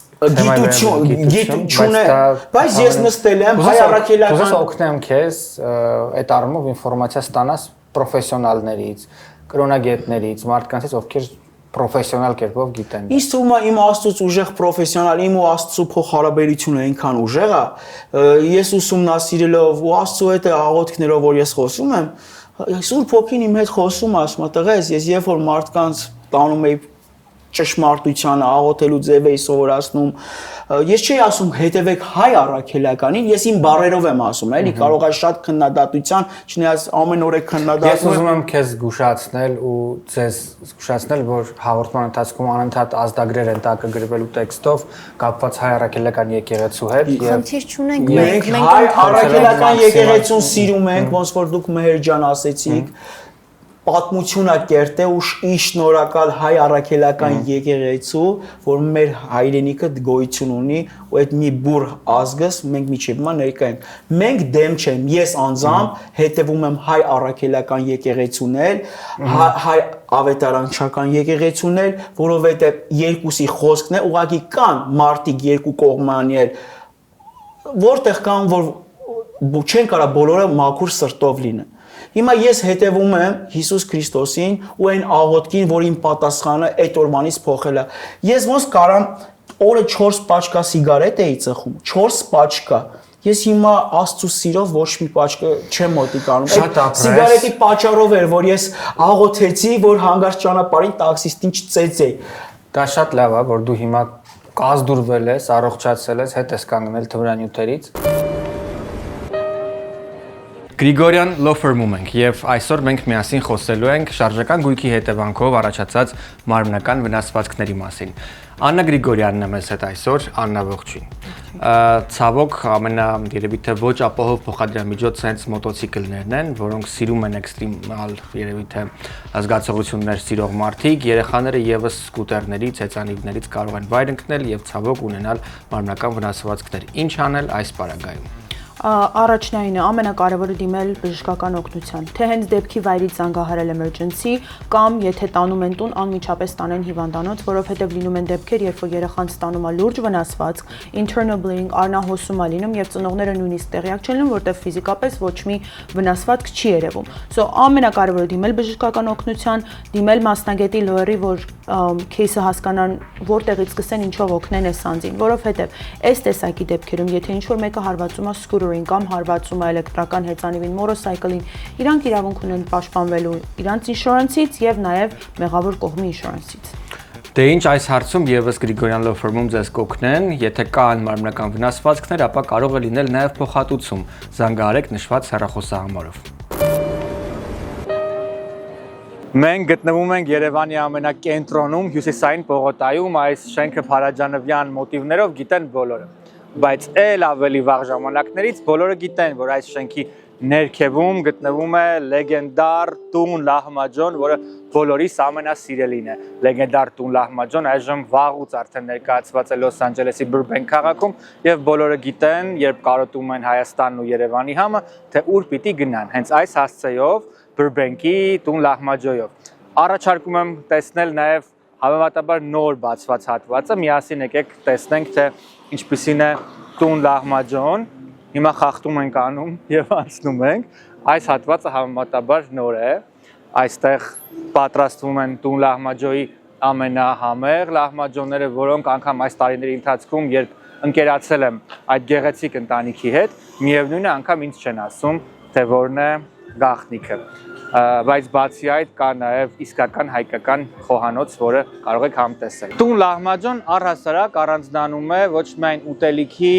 բաղադրիչների լավագույն հումքով, այլ նաև կրեատիվ մոտեցմամբ հայկական խոհանոցին։ Այստեղ կարող եք գտնել ամենահամեղ հայկական ուտեստները, բայց ուրույն ձեռագրով։ Սա տուն Լահմաջոյի պատմական հատվածն է։ Այն սկսվել է փոքրիկ, երևի թե կարելի ասել տան բիզնեսից, այս շենքի բնակիչներ են մինչև այժմ այս բիզնեսի հիմնադիր ընտանիքը եւ պարզապես տան մի սենյակից սկսվել է այս ընտանեկան բիզնեսը։ Եվ քանի որ այն ընտանեկան է, հենց այդ ընտանիքի մոտեցմամբ էլ բիզնեսը վերաբերվում է իր յուրաքանչյուր հաճախորդին, թե Երևանում, թե Լոս Անջելեսի Բուրբենք քաղաքում։ Հետագայում բնականաբար ընդլայնվելով այդ ընտանեկան ջերմությունը չի բացակայում ու չի կորում։ Արչևում Thanksgiving-ի տոներն են, իսկ մենք գտնվում ենք մեր գեղեցիկ գործընկերոջ Gravel խանութ սրահում։ Այն գտնվում է Brent պողոտայի վրա եւ լավագույն ու գեղեցիկ ծաղկե խանութներից է Glendale-ում։ Պետք է նշենք, որ Gravel-ը առանձնանում է իր յուրահատուկ ճաշակով, իր ծաղիկների թարմությամբ եւ մեկ կարևոր հանգամանքով եւս։ Միայն ու միայն Gravel-ում կարող եք գտնել ծաղկե փնջեր, որոնք կարող են մնալ ավելի քան 1 տարի, որը ծաղիկների ոլորտում համարվում է իսկական սենսացիա։ Իսկ այս պահին տեսնում եք գեղեցիկ դեկորացիաներ համապատասխան աշնանային գույներով, որոնք բնորոշ են Միացյալ Նահանգներում, հատկապես Thanksgiving-ի տոնին։ Եթե ցանկանում եք, որպեսզի ձեր բիզնեսը կամ ձեր տունը եւ ձեր շրջապատը այսքան գեղեցիկ լինի այս տոնի կապակցությամբ, ապա Gravel-ի աշխատակիցները հաստատ կգտնեն գեղեցիկ լուծումներ։ Այս մասում ծաղկե փնջերն են, որոնք արդեն պատրաստ են եւ դուք կարող եք ձեռք բերել, դրանք թարմ ծաղիկներից են եւ գեղեցիկ ու զուսպ դիզայնով։ Եվ իհարկե կուզեի ձեզ առանձնահատուկ պատմել նաեւ այստեղ ծաղկե փնջերի փաթեթավորման մասին, որոնք եւս յուրահատուկ են եւ առանձնանում են իրենց տեսակներով։ Այնպես որ այցելելով Gravel հաստատ կգտնեք ձեր սիրելի կամ ձեզ համար լավագույն տարբերակը։ Մենք այդպես ենք անում։ Միացյալ Նահանգներում սեփական մեքենային շատ մարդիկ վերաբերում են ինչպես իրենք սեփական առողջությանը եւ եթե Աստված չարացե մեքենան հիվանդանում է կամ որևէ ավտոպատահար է տեղի ունենում, ապա այդ պարագային ամենակարևորը ճիշտ բժշկի մոտ բերելն է։ Այս հասցեն, որ այժմ տեսնում եք, լավագույն բժիշկներն են մեքենաների աշխատում։ Pinnacle Auto Service այդպես է կոչվում այս ընկերությունը, որ զբաղվում է բնականաբար իհարկե ձեր մեքենաների նախնական տեսքի բերելով եւ վերականգնելով։ Յուրաքանչյուր ավտոպատահարի դեպքում առաջին զանգը հենց կարող եք անել Pinnacle Auto Service ընկերությանը։ Towing ծառայություն, այսինքն մեքենայի տեղափոխումը միանգամայն անվճար է, ձեզ բնականաբար իհարկե տրամադրվում է ժամանակավոր ապահով մեքենա, համագործակցություն կա յուրաքանչյուր բոլոր ապահովագրական ինշուրանս ընկերությունների հետ եւ որ ամենակարևորն է ձեր մեքենան նախնական գործարանային տեսքին կվերադառնա շատ կարճ ժամանակահատվածում։ Մենք երբևէ չենք գովազդում որևէ բան, որում վստահ չենք։ Մենք վստահ կարող ենք ասել, որ հենց այս ավտոընկերությունը լավագույններից մեկն է Լոս Անջելեսում եւ կարող եք վստահել, ինչպես վստահում եք մեզ։ Մենք մեր ծրագրի ընթացքում յուրաքանչյուր թողարկման ունենք 15-ից ավել հովանավորներ։ Այսօր շատ խոսեցինք թմրանյութերի կախվածության մասին ու դեռ շարունակելու ենք խոսել այս հաղորդման ընթացքում։ Ուզում եմ եւս մեկ անգամ հորդորել, խնդրել եղբայրաբար, առաջարկել, չգիտեմ էլ ինչ բառեր կարող եմ ընտրել, թմրանյութերը դրանք չարիք են։ Դրանք ազդում են ձեր առողջության, ձեր աշխատանքի, մարդկանց հետ հարաբերությունների, ընդհանրապես ձեզ տանում են անդունդ։ Մեր ջան, հիմա ինչ որ դու ասես, մի հատ ես կարող եմ ավելացնել։ Հիմա դու ասել ես շատ երկար ես խոսելու եւ միջև այդ գովազդային անցումները անցնելը ես այս հաղորդման համար եւ այդ հովանավորների շարքում չկան վերականգնողական կլինիկաներ կամ թմրանյութերի բուժող հաստատություններ։ Այս հաղորդման ընթացքում կգտնեմ ամենահուսալի եւ ամենավստահելի կլինիկան եւ Հայաստանում եւ Միացյալ Նահանգներում, որտեղ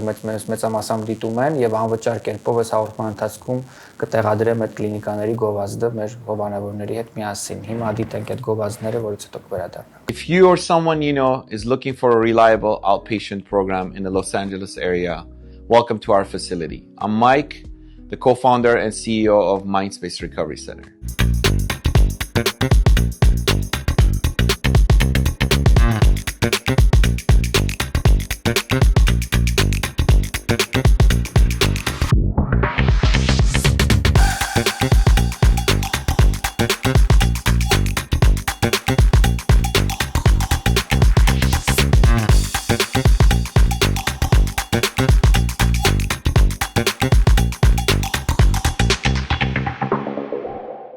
Մենք վերադարձանք ու այսօր լսում ենք Էրիկի ու Լիլիթի պատմությունը։ Պիտի ասեմ, որ իմ համար շատ ծանր ու շատ դժվար է լսել այս պատմությունը, բայց միաժամանակ նաև շատ ուրախ եմ, որ այս զույգը անցել է այս դժվարին պատմությամբ ու դժվարին ճանապարհով ու փառք Աստծո այսօր Էրիկը զերծա թմրանյութերից։ Լիլիթ, դու ուժեղ կին ես եւ ես կարծում եմ, որ այս հարցում դու չափազանց կարևոր ու մեծ ներդրում ունես Էրիկի առողջացման եւ լավ լինելու հարցում ու կուզեմ, որ առասարակ յուրաքանչյուր տղամարդու կողքին քո նման ուժեղ եւ լավ կանայք լինեն։ Էրիկ, դու ասացիր, որ ուզում ես նաեւ խոսես այն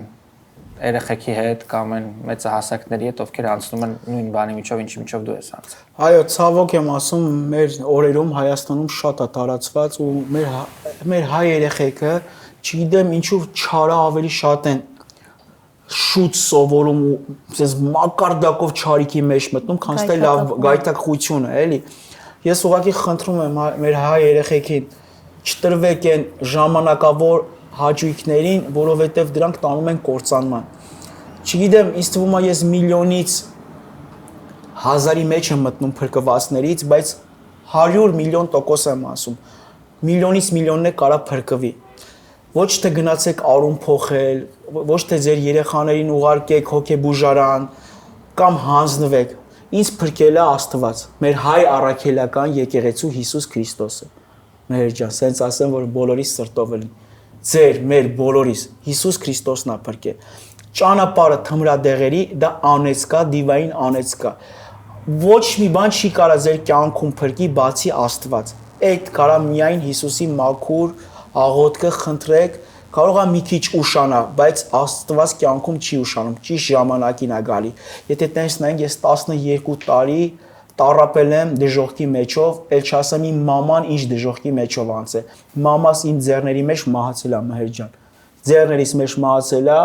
ու այս վերջերս շուշուտ ենք հիշում, ասում եմ, մամ, Աստված եթե թույլ տար դու մահանայր, ես էլ կգնայի, որտեղ մամայի շատ եմ սիրել, շատ եմ սիրել, ու երբ որ ես ասում եմ մամայի հետ քիչ էի խոսում 1 տարի, չէր համակերպվում իմ հետ, ես էլ չէի համակերպվում, որ ինքը չէր համակերպվում, որ ես տմրամոլ եմ։ Ասում եմ, այսքան տարի պետք է համակերպվեիր, էլի, չէր կարող համակերպվել։ Ու դրա համար ես մամայիցս միշտ հեռու եմ մնում, որ իմ մեջ սառնություն առաջանար, չարություն առաջանար, որ երբ որ լսեմ, որտեղ մամաս մեռելի կոպիտ է հնչում, բայց մեռելիս դա չէր։ Ես գիտեմ, մամայիս մեջքը սենց ծուռա մինչև հիմա, ինքը կնճռոտա, սենց տառապյալ կին, բայց որ ասում եք ձեռքերիդ մեջ մահացավ, ինչ նկատի ունեի։ Ինքը իրոքից մահացավ, սենց մահացավ, ոնց ասեմ, ոնց է մարդը մահանում, ոչ շնչում էր բան, այնց ուժեղ եմ գոռացել, այնց եմ Աստծուն խնդրել, որ ոնց որ հոգեդարձ լինի։ Այսինքն ձեր ասես երիկ սիրտս ու խփում էի, ոչ մի ձև արձագանք չկար։ Ու երբ որ գոռացի, աղաչում էի Աստծուն, ոնց որ մամաս հետ գար։ Ինքն էլ չհասկացավ իր հետ ինչ է կապ, բայց բարից բուն իմաստով մամաս մահացել է։ Ու իմ պատճառով մամաս ապրում է լավ աշխատանք ուներ Գլենդելում։ Իմ պատճառով տեղափոխվավ Նորթ Հոլիվուդ հացի փուռ, այդ հացի փուռում լուսադեմին գնում էր, չարչարվում էր, որ ես գար տունս տուգեր տնար, ես ինչի կարիք ունեմ։ Մեկ-մեկ ինձանով ուզում էի թարգեի, չէի կարում, վախերի, հենց ուզում էի թարգեի, վախերի մեջ էի լինում։ Անկախ ինձանից վախում էի, չէի կարում, կամ տեսիլքներ էի զգում, ոչ թե տենում, տեսիլքներով սրտիս մեջ զգում էի, վախիցս գնում էի մամայիս մոտ, այդ ալուրի մեշոկներիում գրկում էի, որ ես իրան տենայի ու քնեի, կողքը լինեի, որ չվախենայի, բայց չէր ստացվում։ Ինքս ինձանով փորձել եմ, թե ֆիզիկապես, թե հոգեպես ցավեր եղել, մինչև աղոթքը չեղավ, Աստծուն չխնդրեցինք իրական Հիսուս Քրիստոսին, մեր հայ առաքելական, որ բժշկի։ Okay։ Դու նախկինում ամուսնացած ես եղել։ Այո։ Այդ փորձառությունը ոնց եղավ, այդ պատմությունը ոնց եղավ, այդ ընթացքում ինչ էր քո հետ կատարվում, ինչպես չստացվեց այդ կապը։ Ես էլի շատ գեղեցիկ ընտանիք եմ ունեցել, սիրուն ընտանիք եմ ունեցել, ուղղակի թմրադեղերն ու կազինոն իմ կյանքը խորտակեց։ Այդ ժամանակ 20 տարեկան էի, ու իմ կողակիցն էլ սիրում էր խաղալ կազինո, դե Ամերիկայում գիտես, ընդունված է, կարող է մի ամիջ sense ընտանիքով էլ են գնան կազինո, տատի, պապի։ Ու առաջին անգամ այդ ընտանիքի հետ եմ կազինո սովորել խաղալ, պոկեր խաղալ չեմ իմացել, իրանց ընտանեկան խաղ, ոնց է մենք բլոտ ենք խաղում, հայերի, այնտեղ միշտ կազինո էր։ Շատ սիրել եմ այդ ընտանիքի անդամներին բոլորին, կապ չունի ինչ որ եղելա, չգիտեմ իրանց տրամադրվածությունը, առաջին այդ սերը հիմա որպես հարգանք է, Աստծո կողմից տված սիրով։ Ուղղակի ես շեղվա, անգա խաղամոլության մեջ, տարավ թմրամոլության մեջ,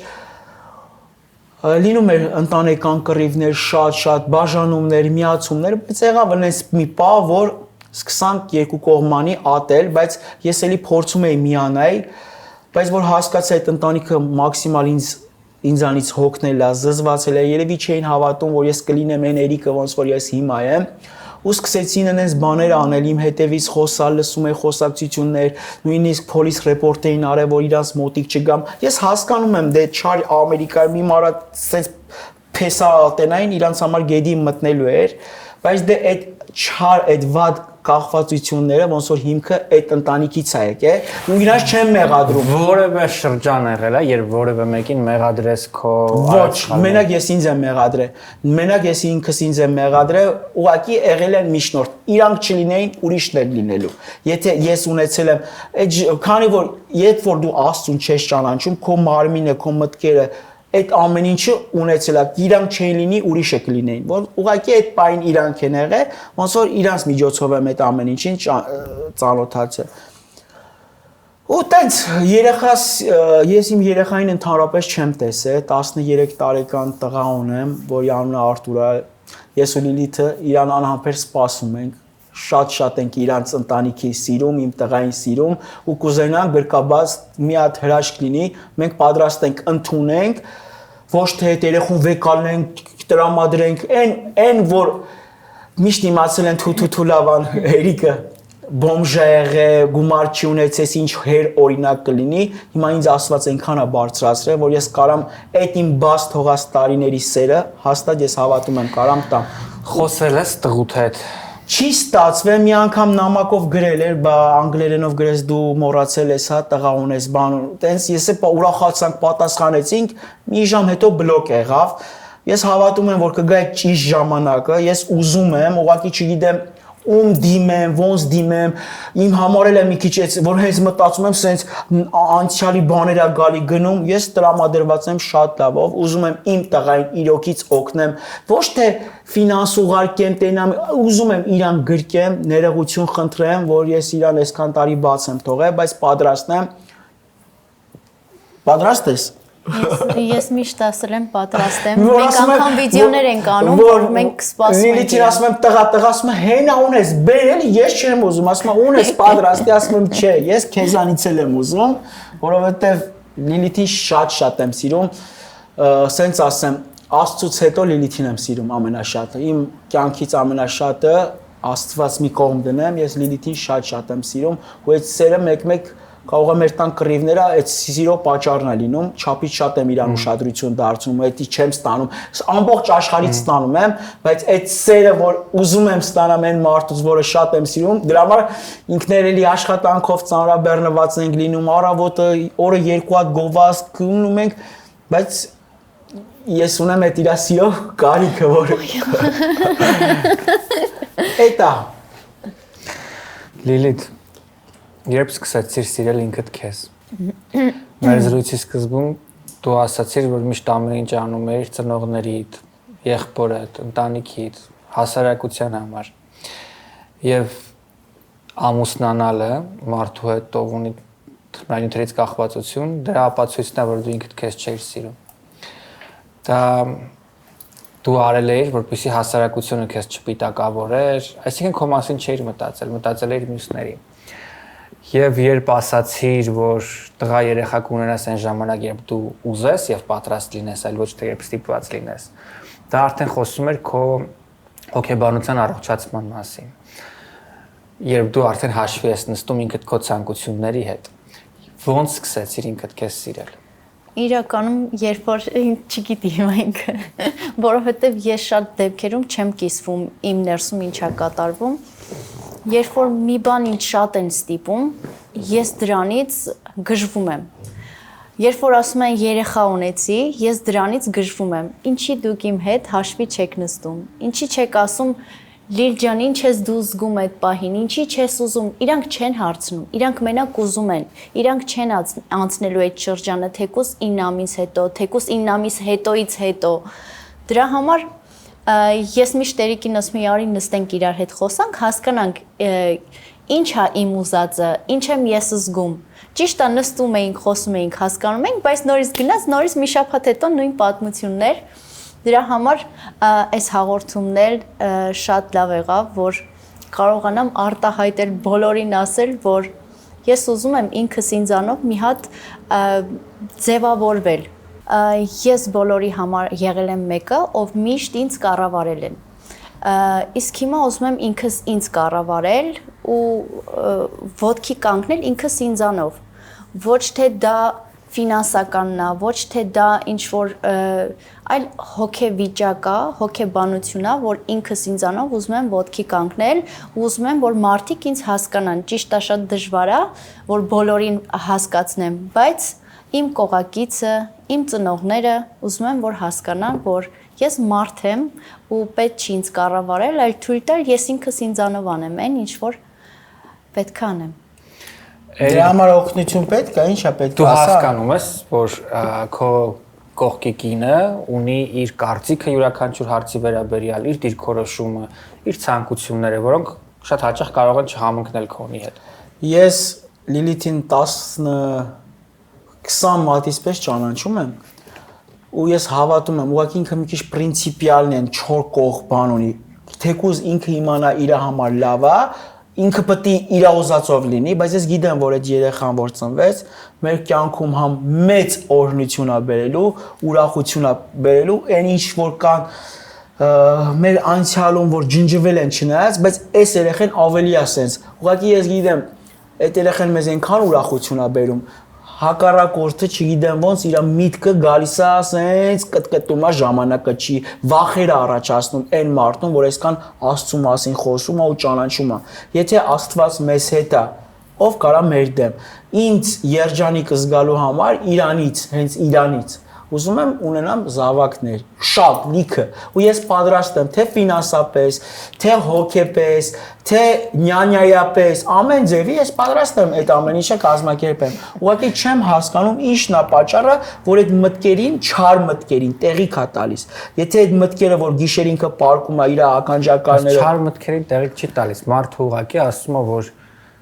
ինքը միշտ ամեն ինչ արել է ոնց բոլորին է հարմար եղել ու հիմա ուղղակի ուզում է անի այն ժամանակ, երբ որ կզգա որ դա պետք է։ Դու փորձում ես մտնել նաև կնոջ հոգեբանության։ Ես հասկանում եմ, որ ցանկացած տղամարդու, ով ունի սահմանափակ ինֆորմացիա հոգեբանության մասին, օրինակ իմ եղբայրն էլ է տենց, իմ շրջապատում իմ մտերիմ ընկերներից շատերն էլ են տենց։ Դա նորմալ է, դա քննադատություն չի, դա օքեյ է, որ տղամարդու մտածելակերպը այդպեսին է, բայց նաև փորձում ես քեզ կրթել, փորձում ես հասկանալ, որ քո կողքի կինը լիարժեք 6 տարի կրթում եմ ու շարունակում եմ կրթել։ Հələ որ այս վերջերս որ վիդեո էինք արել, այդ իմ միտքներ եկե, որ բում երեխա, բայց վիդեոյի վերջում ասում ենք, որ սա ժողովուրդ ջան սենց է, ասի գոնե դրանից կամանչի Փապը բարձր դրեց, ասացով որովհետև քննադատության էինք ենթարկվելու ու ենթարկվեցինք։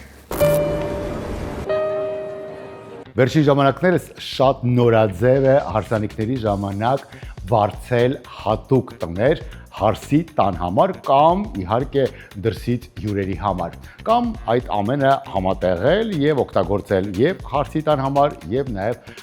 հյուրընկալել բոլոր այն հյուրերին, ովքեր գալիս են ամենատարբեր քաղաքներից եւ երկրներից։ Ձեզ եմ ներկայացնում մեր նոր գործընկերոջ այս հսկայական եւ շքեղ առանձնատունը Ղազարյան Residence։ Տունը գտնվում է Չացվոր քաղաքում հայտնի Թփանգա մոլի հարևանությամբ։ Հոյակապ մի էրիա, որտեղ բոլոր տները ունեն առանձնահատուկ շքեղություն։ Տունը 8000 square feet տարածքով է եւ ունի 7-8 ննջասենյակ, ունի գրադարան, ունի խաղասենյակ, հսկայական բակ, բակը շատ մեղմ է ասված, մոտավորապես 1.5 acre տարածք եւ ունի մոտավորապես 20-25 մեքենաների համար նախատեսված ավտոկայանատեղի։ Այս հսկայական, այս շքեղ առանձնատանը կարող եք նկարահանել տեսահոլովակներ, կարող եք կազմակերպել ամենատարբեր նկարահանումներ եւ որ ամենակարևորն է, կարող եք օգտագործել հարսանիքների եւ իհարկե հյուրընկալության համար։ Դուք տեսնում եք հնարավորությունները այս տունը ունի նաև բասկետբոլի խաղահրապարակ, ունի թենիսի կորտ, լողավազան, դրսում ամենատարբեր հարմարություններ եւ այս ամենը տրամադրվում է տանտերերի կողմից ձեզ հյուրընկալորեն։ Այնպես որ տեսնում եք հեռախոսահամարը, կարող եք զանգահարել, կապվել տանտերերի հետ եւ պայմանավորվել։ Իդեպ բավական մատչելի արժեքներով է տրամադրվում տունը։ Նաև իմ այս գովազդը եւ մեր այս նոր գործընկերոջ ծառայությունը ես ուզում եմ ուղղորդել բոլոր այն մարդկանց, ովքեր զբաղվում են event planning-ով։ Եթե դուք կազմակերպում եք ամենատարբեր իվենտներ, մասնավորապես հարսանիքներ, սա եւս ձեր համար հոյակապ առաջարկ է։ Դուք կարող եք գալ, տեսնել եւ արդեն առաջարկել ձեր հաճախորդներին։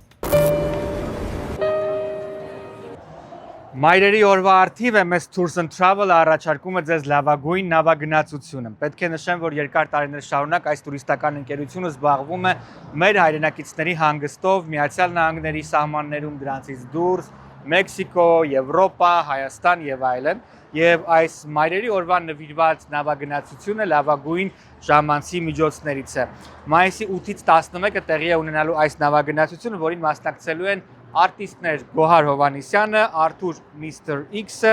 Վիկտոր Էսպինոլան, Սամվել Երևինյանը, կոմպոզիտոր Արմեն Մարտիրոսյանը եւ համազգային Պարի համույթը։ Այցելեք եւ կտեսնեք, թե ինչպես է անցնում ձեր լավագույն մայրերի օրը։ Aroma International Marketplace հիշեք այս անվանումը, որովհետև Լոս Անջելեսի լավագույն հայկական սուպերմարկետներից մեկը հենց այս սուպերմարկետն է։ Մի քանի հասցեներում նրանք առաջարկում են հայկական եւ ոչ միայն հայկական ուտեստներ։ Կան ապրանքներ, որոնք նախատեսված են հենց արտադրությամբ Aroma-ի համար։ Բացի այդ, Aroma-ն առաջարկում է նաև bakery եւ food court, որի արտադրանքը եւս լավագույնն է։ Food court-ում դուք կարող եք հենց տեղում ճաշակել fast food-ի տեսակներ, ինչպես նաև դա կարող է նաև առաքվել։ Մի խոսքով, այցելելով հենց այս սուպերմարկետ, դուք կհամոզվեք, որ այստեղ ամենաթարմ մսի եւ բանջարեղենի մրգի տեսականին է, ինչպես նաև հացաբուլկեղենը։ Եվ առասարակային ապրանքները, որոնք սովորաբար դուք փնտրում եք հայկական խանութներում, կգտնեք Aroma International Marketplace-ում։ Շնորհ դուք շատ հաճախ հայտնվում եք սկանդալների կիզակետում։ Ինձ թվում էր մինչև այսօրվա զրույցը ձեզ տեսնելը, որ շատ բան ձեր կյանքում PR է, բայց այն ինչ որ դուք ինձ պատմեցիք, ես ավելի քան վստահ եմ, որ PR-ի հետ որևէ կապ չունի ու պետք է ուղղակի հիմար լինել, որ այսքանից հետո կասկածել, որ ինչ որ բան PR է։ Դուք այսօր իսկապես մերկացրեցիք ձեր հոգիները ու ես հասկացա, թե ես ինչ էմոցիոնալ մարդկանց հետ գործ ունեմ։ Այլ խնդիրը շատ հարցերում կարող է ձեր հետ համակարծիք չլինեմ, շատ հարցերում մենք կարող է շատ տարբեր մոլորակներից լինենք, բայց մենք բոլորս հասկանում ենք, որ մարդ ենք մսից ու արյունից բաղկացած։ Բայց շատ դեպքերում ձեզ վերագրում էին, որ դա PR-ա, ձեր տան գողությունը, Նիկոլ Փաշինյանի հետ հանդիպումները, ինչ որ կառույցների քեզ հետապնդելը, երկրից գնալը, հետ գալը, հարկեր մուծել, չմուծել, ինչ որ գումարներ քո վրա դնել եւ այլն։ Այդ ամբողջ մեդիա աղբի մեջ դու ոնց ես դիմանում, թե ինքդ ես երբեմն ոնց որ հրահրում, որ այդ աղմուկը բարձրանա քո համար։ Օտից գալիս է, ես էլ այնց եմ անում, առիթից օգտվում եմ իմ սոցհարտակներից։ Մեր տան գողությունը իրականություն է։ Ու ցավենա, որ մենք գիտենք ովքեր են, ուղղակի իրանք չեն պատկերացնում մենք որ գիտենք ամեն ձևով։ Ուղղակի մենք նա հիմա ես ունեմ մի քանի տարբերակ, կամ պետք է մտնեմ իրանց տուն ամենավատ ձևի, կամ պետք է հանցագործ կյանքին, կամ պետք է տամ ոստիկանությունը, ես չեմ ուզում իմ Հիսուս Քրիստոսին։ Առաջ երկու տարբերակը տարբերակ չէ, դա։ Ես չեմ ուզում իմ ասուն խայտարական եմ, չեմ ուզում իմ ասուն խայտարական եմ։ Եվ ընդհանրապես օրենք խախտել պետք չի։ Այդ ինձ մի բանը ամենակարևոր բանը է, որ չեմ ուզում իմ ասուն խայտարական եմ, իմ արագ ու ջղայնություն։ Եվ որ ես մի րոպե մտածում եմ այդ գողության պահով, դրա հետև այնքան չարություն է կանգնում, ասում եմ մոռացի շատ վտանգավոր ալիք է ու մեծ փորձություն էր, որովհետև այս վերջի 6 ամիսը ես ասում եմ պետք է համբերատար լինեմ ու հանգարց թույլ չտամ նախանձություն գա իմ կյանքում, ու ոնց որ այդ փուլի մեջ եմ ես ապրում։ Ու ամեն ժամանակ հենց որ գալիս ազգում եմ որ հուներից դուրս եմ գալիս, խնդրում եմ։ Ու ունենցա լինում որ միշտ ունենցա լինում այդ գողացող մարդկանց ովքեր մտել են, հանդիպում ենք, անցնում են մեր դեմով, բայց ես ասում եմ թող Աստված ների ու ինձ էլ համբերություն տա, թող իմ հաղթանակը գիտես որը կլինի, որ այդ տան գողերը Աստծուն գան, ապաշխարեն, նույնիսկ բանտե չգան, որ հասկանան ոչ թե իրանք ուզեցել են անելու, իրանք խափնված են եղել չարիքի կողմից։ Այդ ինչ որ գողացել են, թող այդ լինի իրանց դեպի ապաշխարության գնալով։ Այդ գումարի մասին չեմ էլ մտածում։ Դու ունես 1 միլիոն հետևորդ Instagram-ում եւ 1.8 միլիոն հետևորդ TikTok-ում։ Եթե հաշվի առնենք անգամ եւ որ դրանց մի մասը կարող է լինել կեղծ կամ ինչ որ կերպով հայտնված քո account-ում, միևնույն է, ինչ թիվ լինի, դա ամենամեծ թիվն է բլոգոսֆերայում հայկական, իմ իմանալով Հայաստանը բնակ ավելի մեծ թվով հետևորդ ունեցող որևէ բլոգեր չկա։ Դա ահռելի մեծ բանակ է եւ ահռելի մեծ զանգված է, որոնց դու կարող ես գիտակցաբար կամ անգիտակցորեն ուղղորդել։ Այս դեպքում կա ծայրաստիճան մեծ պատասխանատվություն։ Ինձ ընդամենը 100,000 մարդ հետևում է YouTube-ում եւ գրեթե, չգիտեմ, 80 կամ 90,000, չեմ էլ հիշում, հետևորդ Instagram-ում, բայց ես գիտեմ իմ խոսքի արժեքը եւ ես հասկանում եմ, որ ես որևէ բան ասեմ, ուղղորդելու եմ որոշակի թվով մարդկանց, ովքեր հավատալու են ինձ կամ գնալու են իմ ճանապարհով եւ դա ինձ միշտ վախեցնում է եւ ես միշտ կաշկանդված եմ միջև վերջ իմ կարծիքը ասել, եթե դա իրարամերժ կարծիք կարող է լինել պետականության, հասարակության բարքերի, բարոյականության, այսինքն մի շարք պատնեշներ կան։ Այդ քո դեպքում դու այդ պատասխանատվությունը եւ քո հարթակի կարեւորությունը հասկանում ես։ Շատ եմ հասկանում, դրա համար էլ ոնց որ կենտրոնացած են ին վրա, եթե ես հիմա օրինակ պատկերացրեք, էլի իհարկե Աստված թույլ չի տա, ես էլ չեմ ուզում, թմրադեղեր էլի օգտագործեմ, էլի սկսեմ ծխել, ինչքան մայրեր կամ բաժանված ընտանիքներ, որ հույս են ունեցել իմ անունը, տեսեք, թութու լավան փոխվել է, իր կյանքը փոխվել է, ու այնիմ ճանաչող մարդիկ իրական, որ ճանաչում են, ես փոխվել եմ, հետ գնամ, կասեն տեսար, որ անկապ էր, կարմիր կովի իրա կաշին չի փոխում։ Ես համացանցին իմ բարեկամներին ու իմ կողքի այն մարդկանց, որոնք չեն հավատացել, բոլորին ապացուցեցի, որ Աստծով, Աստծու տված սիրով, որ այդ սերը ոչ իմ մերը տվեց, ոչ իմ երեխեքը, ոչ իմ կնիկները, բայց մի հատ կնիկ ունեմ։ Ոչ մեկ չկարեցավ փոխի, միայն Աստծու սերը, որ այդ ալիքը զգացի իմ մեջ, իմ կյանքը փոխվեց։ Ու զգացի, որ ինքը իրական է։ Նույնիսկ ինձ առաջարկել են, կանչել են, ինչքան գումար ես ուզում տանք, անկեղծ եմ ասում, մենակ այդ Հիսուս բառը քո բերանից չլսենք։ Բայց այդ որ օրինակ կուզի որ Հիսուս բառը չեն։ Դե այն մարդիկ, ովքեր իրանց համարում են աթեիստ կամ Աստծուն չեն սիրում, եղել է առաջարկ։ Ասել են, ինչքան գումար ես, ու ես գիտեմ, որ այդ մարդուն առաջարկ կամ չէ։ Ուղղակի իրան դուր չեք է, որ այդ անունը տալիս եմ։ Հիմա ես չգիտեմ իր փոխ հարաբերությունը սատանայի կամ ընդհանրապես ինքը ինչով է իրականում ապրում, բայց գիտեմ, որ շատ հնարավորությունների տեր մարդ է ու ինչ գումար է ուզում, կարար ինքը այս ժամանակ մի հատ հաներ սիրուն ձևի 10 հաշվի իդրամա 10 կամ մի հարց եւս, խոսքը Հայաստանին չի վերաբերում, որտեղ ես այստեղ չեմ ապրում եւ տեղեկացված չեմ, բայց շատ հաճախ արևմուտքում երբ որևէ մեկի ազդեցությունը հասարակության վրա մեծանում է եւ դա ռիսկային է լինում, որովհետեւ ըստ իս քեզ կառավարել չի լինի։ Շատ հաճախ փորձում են իրեն սահմանափակել եւ շատ ու շատ կառույցներ փորձում են վերահսկել այդ մարդու քայլերն ու գործողությունը, ինչը գուցե մասնագիտական առումով ճիշտ է, ես չեմ հասկանում, չմտնեմ այդ դաշտի մեջ։ Ուղղակի երևույթը փորձենք հասկանալ։ Արդյոք դու նման մտաբախություն չունես, որ գնալով երբ քո բանակը մեծանում է,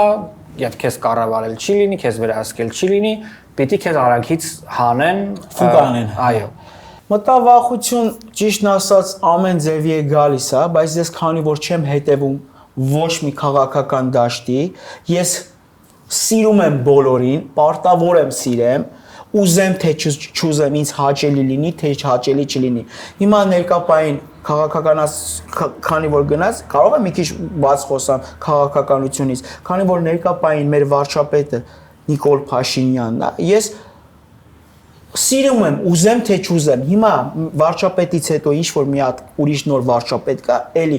մեր ջան ճիշտն ասած չգիտեմ ինչու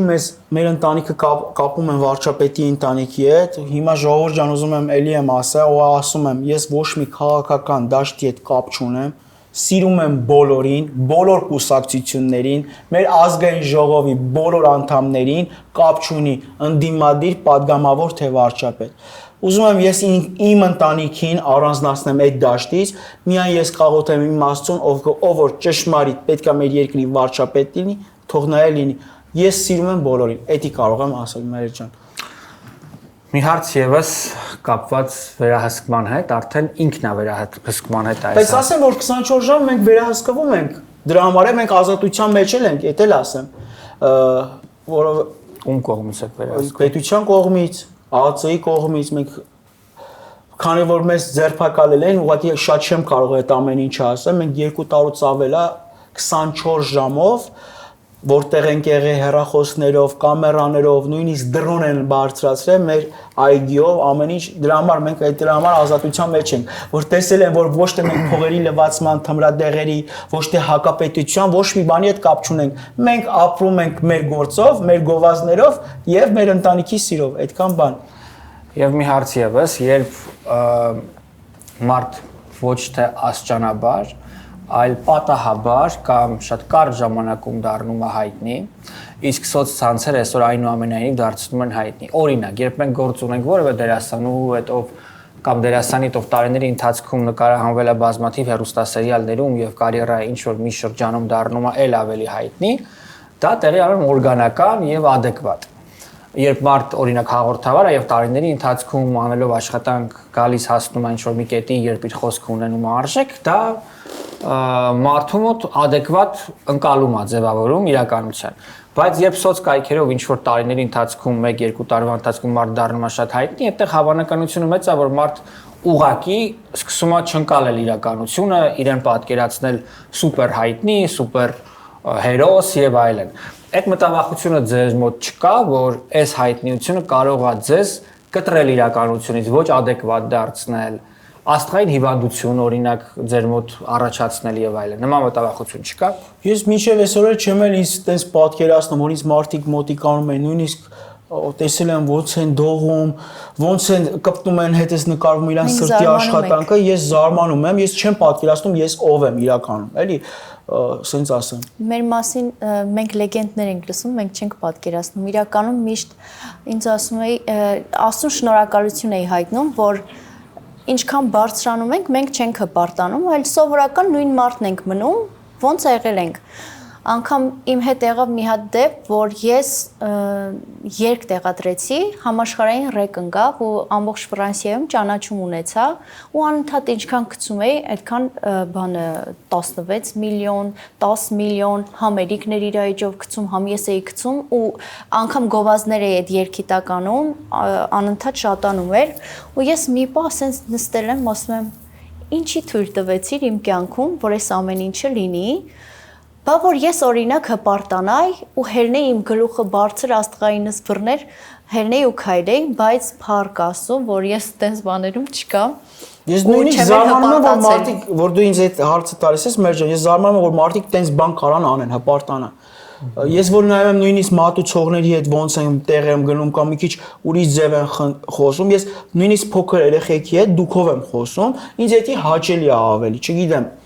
որ այդ հպարտ, որ տեսնում եմ մարդի, ինչքան հպարտանաս, այդքան շուտ կընկնես։ Մինչև այսօր բոլոր պատերազմները ու թագավորները, որ պարտվել են, իրանց հպարտության պատճառով, ուշ թե շուտ։ Ես շնորհակալ եմ, որ դուք այսօր եկաք ինձ հյուր, ես կարծում եմ, որ մենք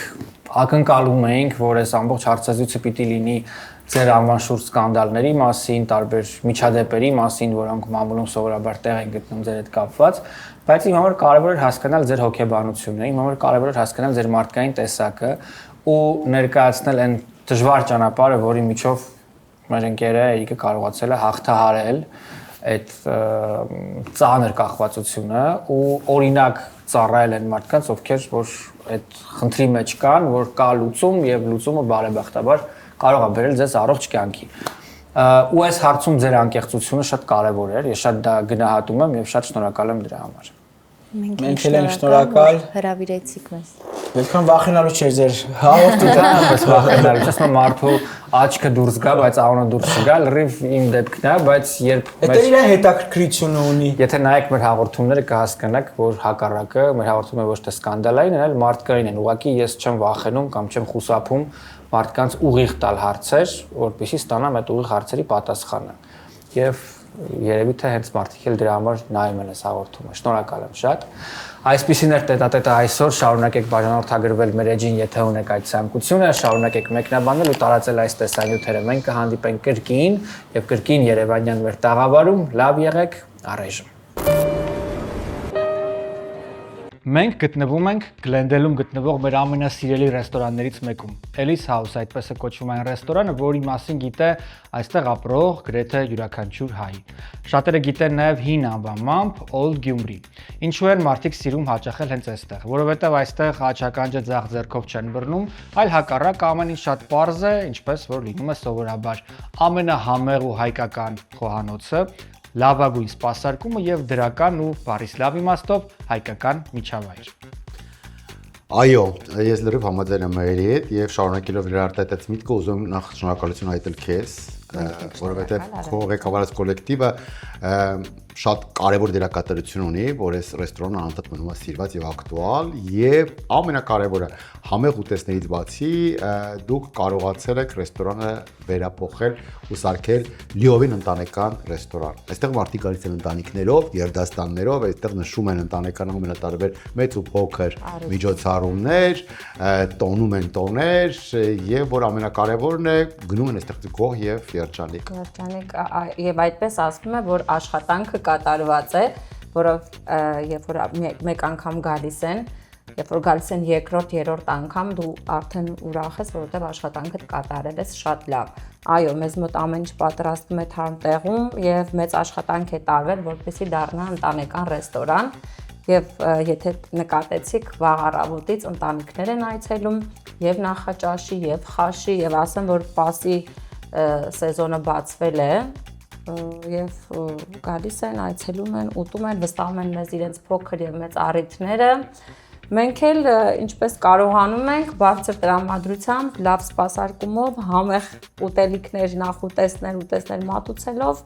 մարդկանց ճանապարհում ենք դեպի տուն։ Դե ինչ տեսնում եք հեռախոսահամարը հասցեն ամփոփող է զանգահարեք ժամադրության համար, այսինքն ամրագրելու համար, ոչ թե ժամադրության, այլ ամրագրելու համար, որովհետև այստեղ անընդհատ զբաղված են բոլոր առանձին սենյակները, կուպեները, բացօթյա սրահը, մեծ սրահը անընդհատ զբաղված է։ Եվ որպեսզի այսպես վատ անակնկալի չհանդիպեք, անպայման զանգահարեք եւ ամրագրեք ձեր տեղերը նախորոք։ Մենք գտնվում ենք մեր սիրելի Venus Gifts խանութսրահում, որտեղ կարող եք գտնել համաշխարհային բրենդերի ամենալայն տեսականին եւ որ ամենակարևորն է ամենաթարմ հավաքածուները։ Այսօր ձեզ պատմելու ենք Լալիկ ապրանքանիշի մասին, որն ուղիղ 100 տարով մեծ է ինձնից, 1888 թվականին է այն հիմնադրվել։ Պիտի նշեմ, որ մենք հայերս իրականում շատ մեծ ներդրում ունենք այս բրենդի զարգացման հարցում, սակայն քչերը գիտեն այս մասին։ Ամենահայտնի հայ բարերարներից մեկը, մեկենասներից մեկը Գյուլբենկյանը ժամանակին բավականին մեծ ներդրում է արել այս բրենդի զարգացման հարցում, ֆինանսական ներդրում եւ նաեւ հավանաբար հոգեբանական, հավատալով այս բրենդի զարգացմանը եւ այդ իսկ պատճառով կան բացառիկ փաստորեն արվեստի գործեր հենց այս ապրանքանիշի կողմից, որոնք ներկայացված են բացառապես Եվրոպայում գտնվող Գյուլբենկյանի թանգարանում։ Սակայն այդ թանգարանից ոչ պակաս կարևոր եւ տպավորիչ է նաեւ Venus Gifts-ի հավաքածուն, որը մշտապես առանձնանում է իր յուրահատկությամբ, այստեղ կան արվեստի գործեր, ծաղկամաններ եւ ոչ միայն, որոնք կարող եք գտնել բացառապես հենց միայն Venus Gifts-ում գոնե այս շրջանում Լոս Անջելեսի եւ Կալիֆոռնիայի պիտի ասեմ, որ ապրանքանիշը աչքի է ընկնում իր ավանդական եւ տրադիցիոն մոտեցմամբ եւ այնուամենայնիվ նաեւ ամենահետաքրքիր եւ անսպասելի զարգացումներով դիզայնի տեսանկյունից։ Գնահատեք ինքներդ եւ այցելեք Venus Gifts խանութսրահ։ Ողջույն, այս պահին մենք գտնվում ենք Արցախի պողոտայում գտնվող Lions Partners Insurance-ի գրասենյակում, որտեղ աշխատում են լավագույն մասնագետները, որպեսզի ձեր կյանքը ապահովագրեն լավագույն տարբերակով։ Գնացինք ներս։ Lions Partners Insurance ընկերության մասնագետներն ու փորձագետները շատ կարճ ժամանակահատվածում կգտնեն ձեր կյանքի ապահովագրության լավագույն տարբերակները։ Ինչու ընտրել Lions Partners Insurance ընկերությունը, որովհետև այս կազմակերպությունը չի առաջարկում պարզապես մի ապահովագրական ընկերության ծառայություն, այլ պարզապես հանրախանութ է ապահովագրական ընկերությունների համար։ Ինչպես ընտրել ապահովագրական ընկերություն։ Ես կարծում եմ, որ լավագույն ընտրությունը կարող է լինել մասնագետների եւ աշխատակիցների փորձառությունը եւ տարիների background-ը, տարիների ունեցած իհարկե վստահությունը, եւ որ ամենակարևորն է, կազմակերպությունը պետք է վայելի համայնքի եւ հասարակության բնականաբար իհարկե սերն ու վստահությունը։ Lions Partners Insurance ընկերությունը վստահաբար առաջինն է ոլորտում։